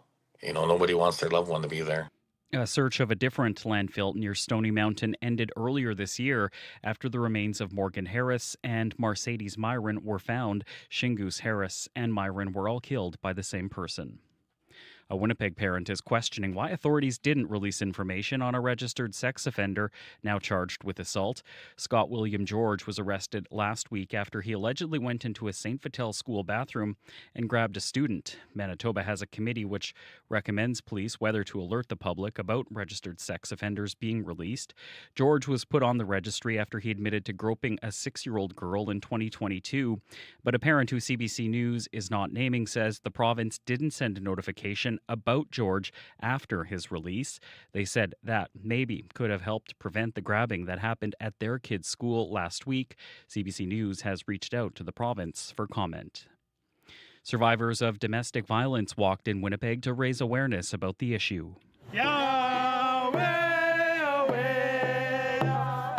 Dozens braved the wind and snow yesterday, marching through the downtown. The 4th edition of the walk was organized by the Bear Clan Patrol. Kevin Walker is executive director. He says this was a new opportunity to show survivors of domestic violence they are not alone. The idea is that once we spread the word and the awareness of having walks like this, that people will come forward, break that silence, and get more of the help that they need.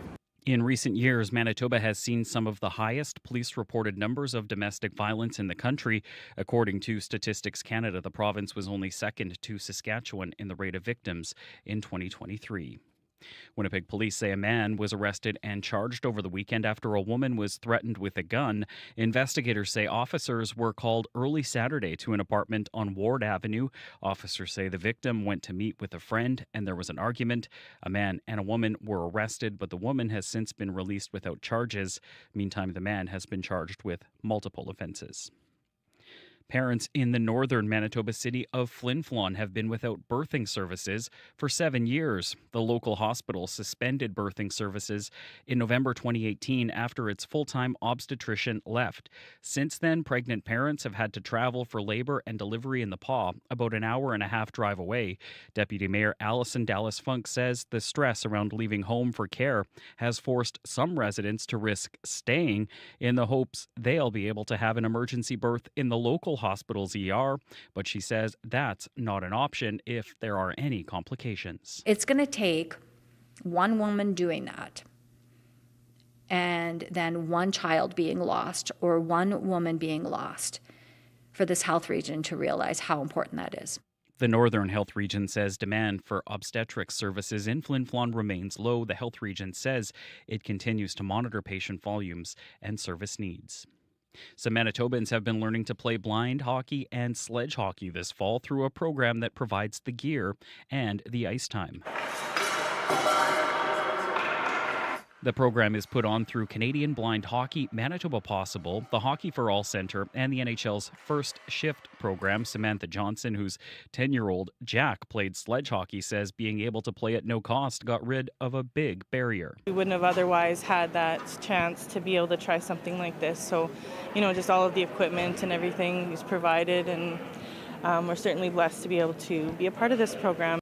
Johnson says everyone deserves to play the sport in a way that's safe and inclusive.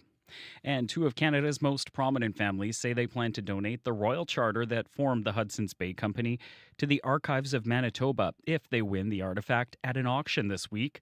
Hudson's Bay has scheduled a Wednesday auction to find a new home for it. The Thompson and Weston families have agreed to get the bidding started at $18 million.